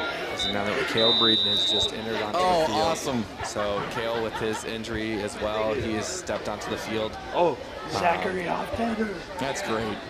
I'm assuming, Get Zach in there, running back. It looks like they're going to need the ball. They got Zach Hoftender on the field as well. So just give Zach the football. Putting the seniors on. It looks like they're going to need the ball, but it gets those 2 seniors a chance to step on the field and have a play. Yeah, that's awesome. So as you mentioned, Caleb Breeden suffered an injury in the preseason and was out for the whole season. He dressed tonight and gets on the field for the knee there in victory formation on the 2-point try. So 56-7 is the score with 1:51 to play. And I think, to me, Jason Kenny as the interim head coach gets an A+ grade. He's done a great job the last 2 weeks. Yeah, and he didn't have that tough game last week with Princeton and with the playoff hopes on the line, and just things did not go the Eagles' way in that game at all. But then and even at the beginning of this game, a lot of turnovers, a lot of mistakes, and able to rally that team around and get them, fired back up and on the right track, and then to rattle off, I don't know, where are we at, like 56 straight points. So just a great job by Coach Kinney. And I know whenever the change happened, I know a lot of stress and pressure has been put on him, and I texted him and just said, hey, you're going to do a good job, good luck, and have fun with this. I should have looked at my phone, because when you said that joke, I got a tweet from Marcia Garrett, and she said the answer, it helps with division. I should have looked. I could have cheated. You could have cheated and from a math teacher. From another math teacher. So I know every math teacher listening snickering and making fun of me because I'm stupid. I didn't know the joke. So the fact that I continue to have more and more of these math jokes, we'll just continue to pull them out as much as possible. Yeah, it's great. So here's Coppola, the county line at kickoff, the run up and the kick. It's an end-over-end kick towards Freeman. He makes the catch at the 20, up the middle, trying to get to the outside, running across the field to the 30. Stutter steps, gets to the 35, towards the 40, then forced out of bounds by a couple of Mercer County defenders. Here's how things are going to the WRM issues. I'm going to read this text from Nick Isher verbatim. So we just did the fan of the game. This is his text. Our phones are acting up real bad. They keep ringing, but I can't answer anything. Oh my gosh. Well, I get it. Rusty Dunn, you need to go fix the phones at the WRJ studios, man. I will put this sideline fire out, and I am on it. So I don't know what we're going to do for that. I guess, what can you do? What can you do? So Mendota takes over. Default Shelley. Snyder's the winner by default. He should have just texted me that. So first down and 10 for Mendota. They give it to Leslie running left. He's across the 40 to the 45. A gain of 7, under a minute to play. Mercer County gonna win its finale, snap a 4-game losing streak, and wrap up 2024 at 4-5. Just a couple of more plays, maybe just one more play Mendota will have to run. As Tillman will get in the shotgun here with a running back to his right. That's Leslie. One receiver right and one receiver left. Snap to Tillman with 30 seconds play. Hand off to Jaden Leslie running left off tackle. He's got a lot of room. He's in the open field. There goes Leslie down the sideline. He gets a block from the receiver. Leslie's inside the 20 to the 15, 10-5 touchdown Mendota. Jaden Leslie, a touchdown run of 56 yards, and the Trojans score on their final play of the season. Yeah, and you can tell as a sophomore, he's got a lot of speed. I don't know that maybe some of the fans weren't super happy with maybe how the receiver and the DB, but at this point the refs are they're not gonna call anything like that. They're just gonna let that play happen. Jason Snyder just texted me, Shelly was caller 3, she should win. I don't know that's how that worked. I thought you were supposed to be caller number 10. Timeout Mendota. They're gonna, I think, try to maybe go for 2 or potentially kick a PAT. It's 56-13, 21 seconds to play in the 4th. So I don't know. I feel bad for Nick back to the WRMJ studios. I tell you what, our phones, we have had trouble with those basically ever since we moved locations. That's been the one thing none of us are smart enough to figure out the phones, I suppose. But what can you do? Rusty, you're supposed to be the boss. You haven't figured them out either, though, man. Well, the football season's almost over. Now we got some time to do some real work. So I get it. That's fine. And I'll tell you what, before the season ends here, guys, I want to tell you what, I've really enjoyed listening and learning from you guys. You're very good at what you do. You're even better people. I can't wait for next season. Amen, Rusty. Done the same to you, sir. It's been a fun 9 weeks covering the Golden Eagles with Monty and Rusty, as we have just 21 seconds remaining. 56-13. Mendota will attempt the PAT here. We'll see if they kick it or if they go for 2. I got Burns and Son final score. Weathersfield wins 28-27. They stopped the 2-point conversion to win that game over Princeville. So big win for Weathersfield because that puts them at 6-3, and 5-4. That probably is a trip to Lee win. Yeah, so you don't want that. That helps their playoff positioning that they're looking for in 1A. Here's Angel Serrano, the kicker. They're going to attempt the PAT. The holder is the quarterback, Aiden Tillman.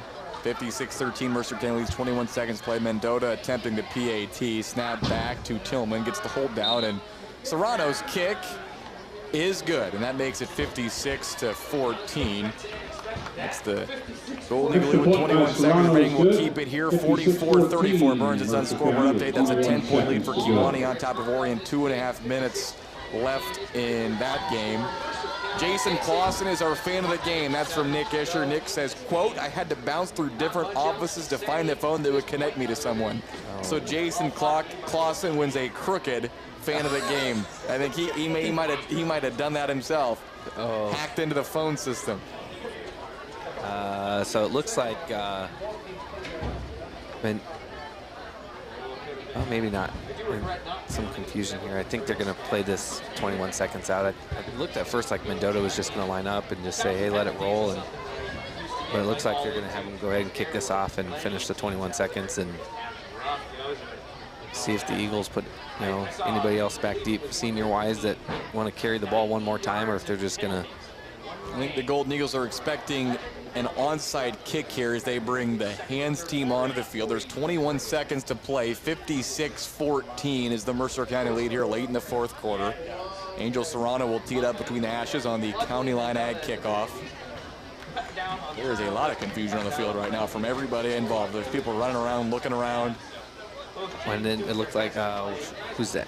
Gavin Evans there for Mendota, just running out, jumped up, gave it a double leg click. So, even in a disappointing season for Mendota, they're still down there having fun. And that's ultimately that's what this is about, having fun with your teammates. And both teams here having a little bit of fun. Schreers and Gray go back deep. It's a squib kick towards Capola. He makes the catch, and they're going to go razzmatazz. They throw it to Gray, and Gray goes down. He takes a knee, and that will basically end the game. So 10 seconds, clock running. But Morgan Brown just texted me, which I don't know if we should praise him for the paint that's on the field, because I know he's been complaining about some of the he says. Dustin Murray, we blame Dustin Murray for that. Yeah, we can blame Dustin, but I know Mr. Brott was in helping, but his wife is protesting the fan of the game, so I think there's going to be a full inquiry on what happened to the fan of the game. But unfortunately for me, Rusty Dunn can take care of it. Rusty can take care of it. WJ can take care of it. Not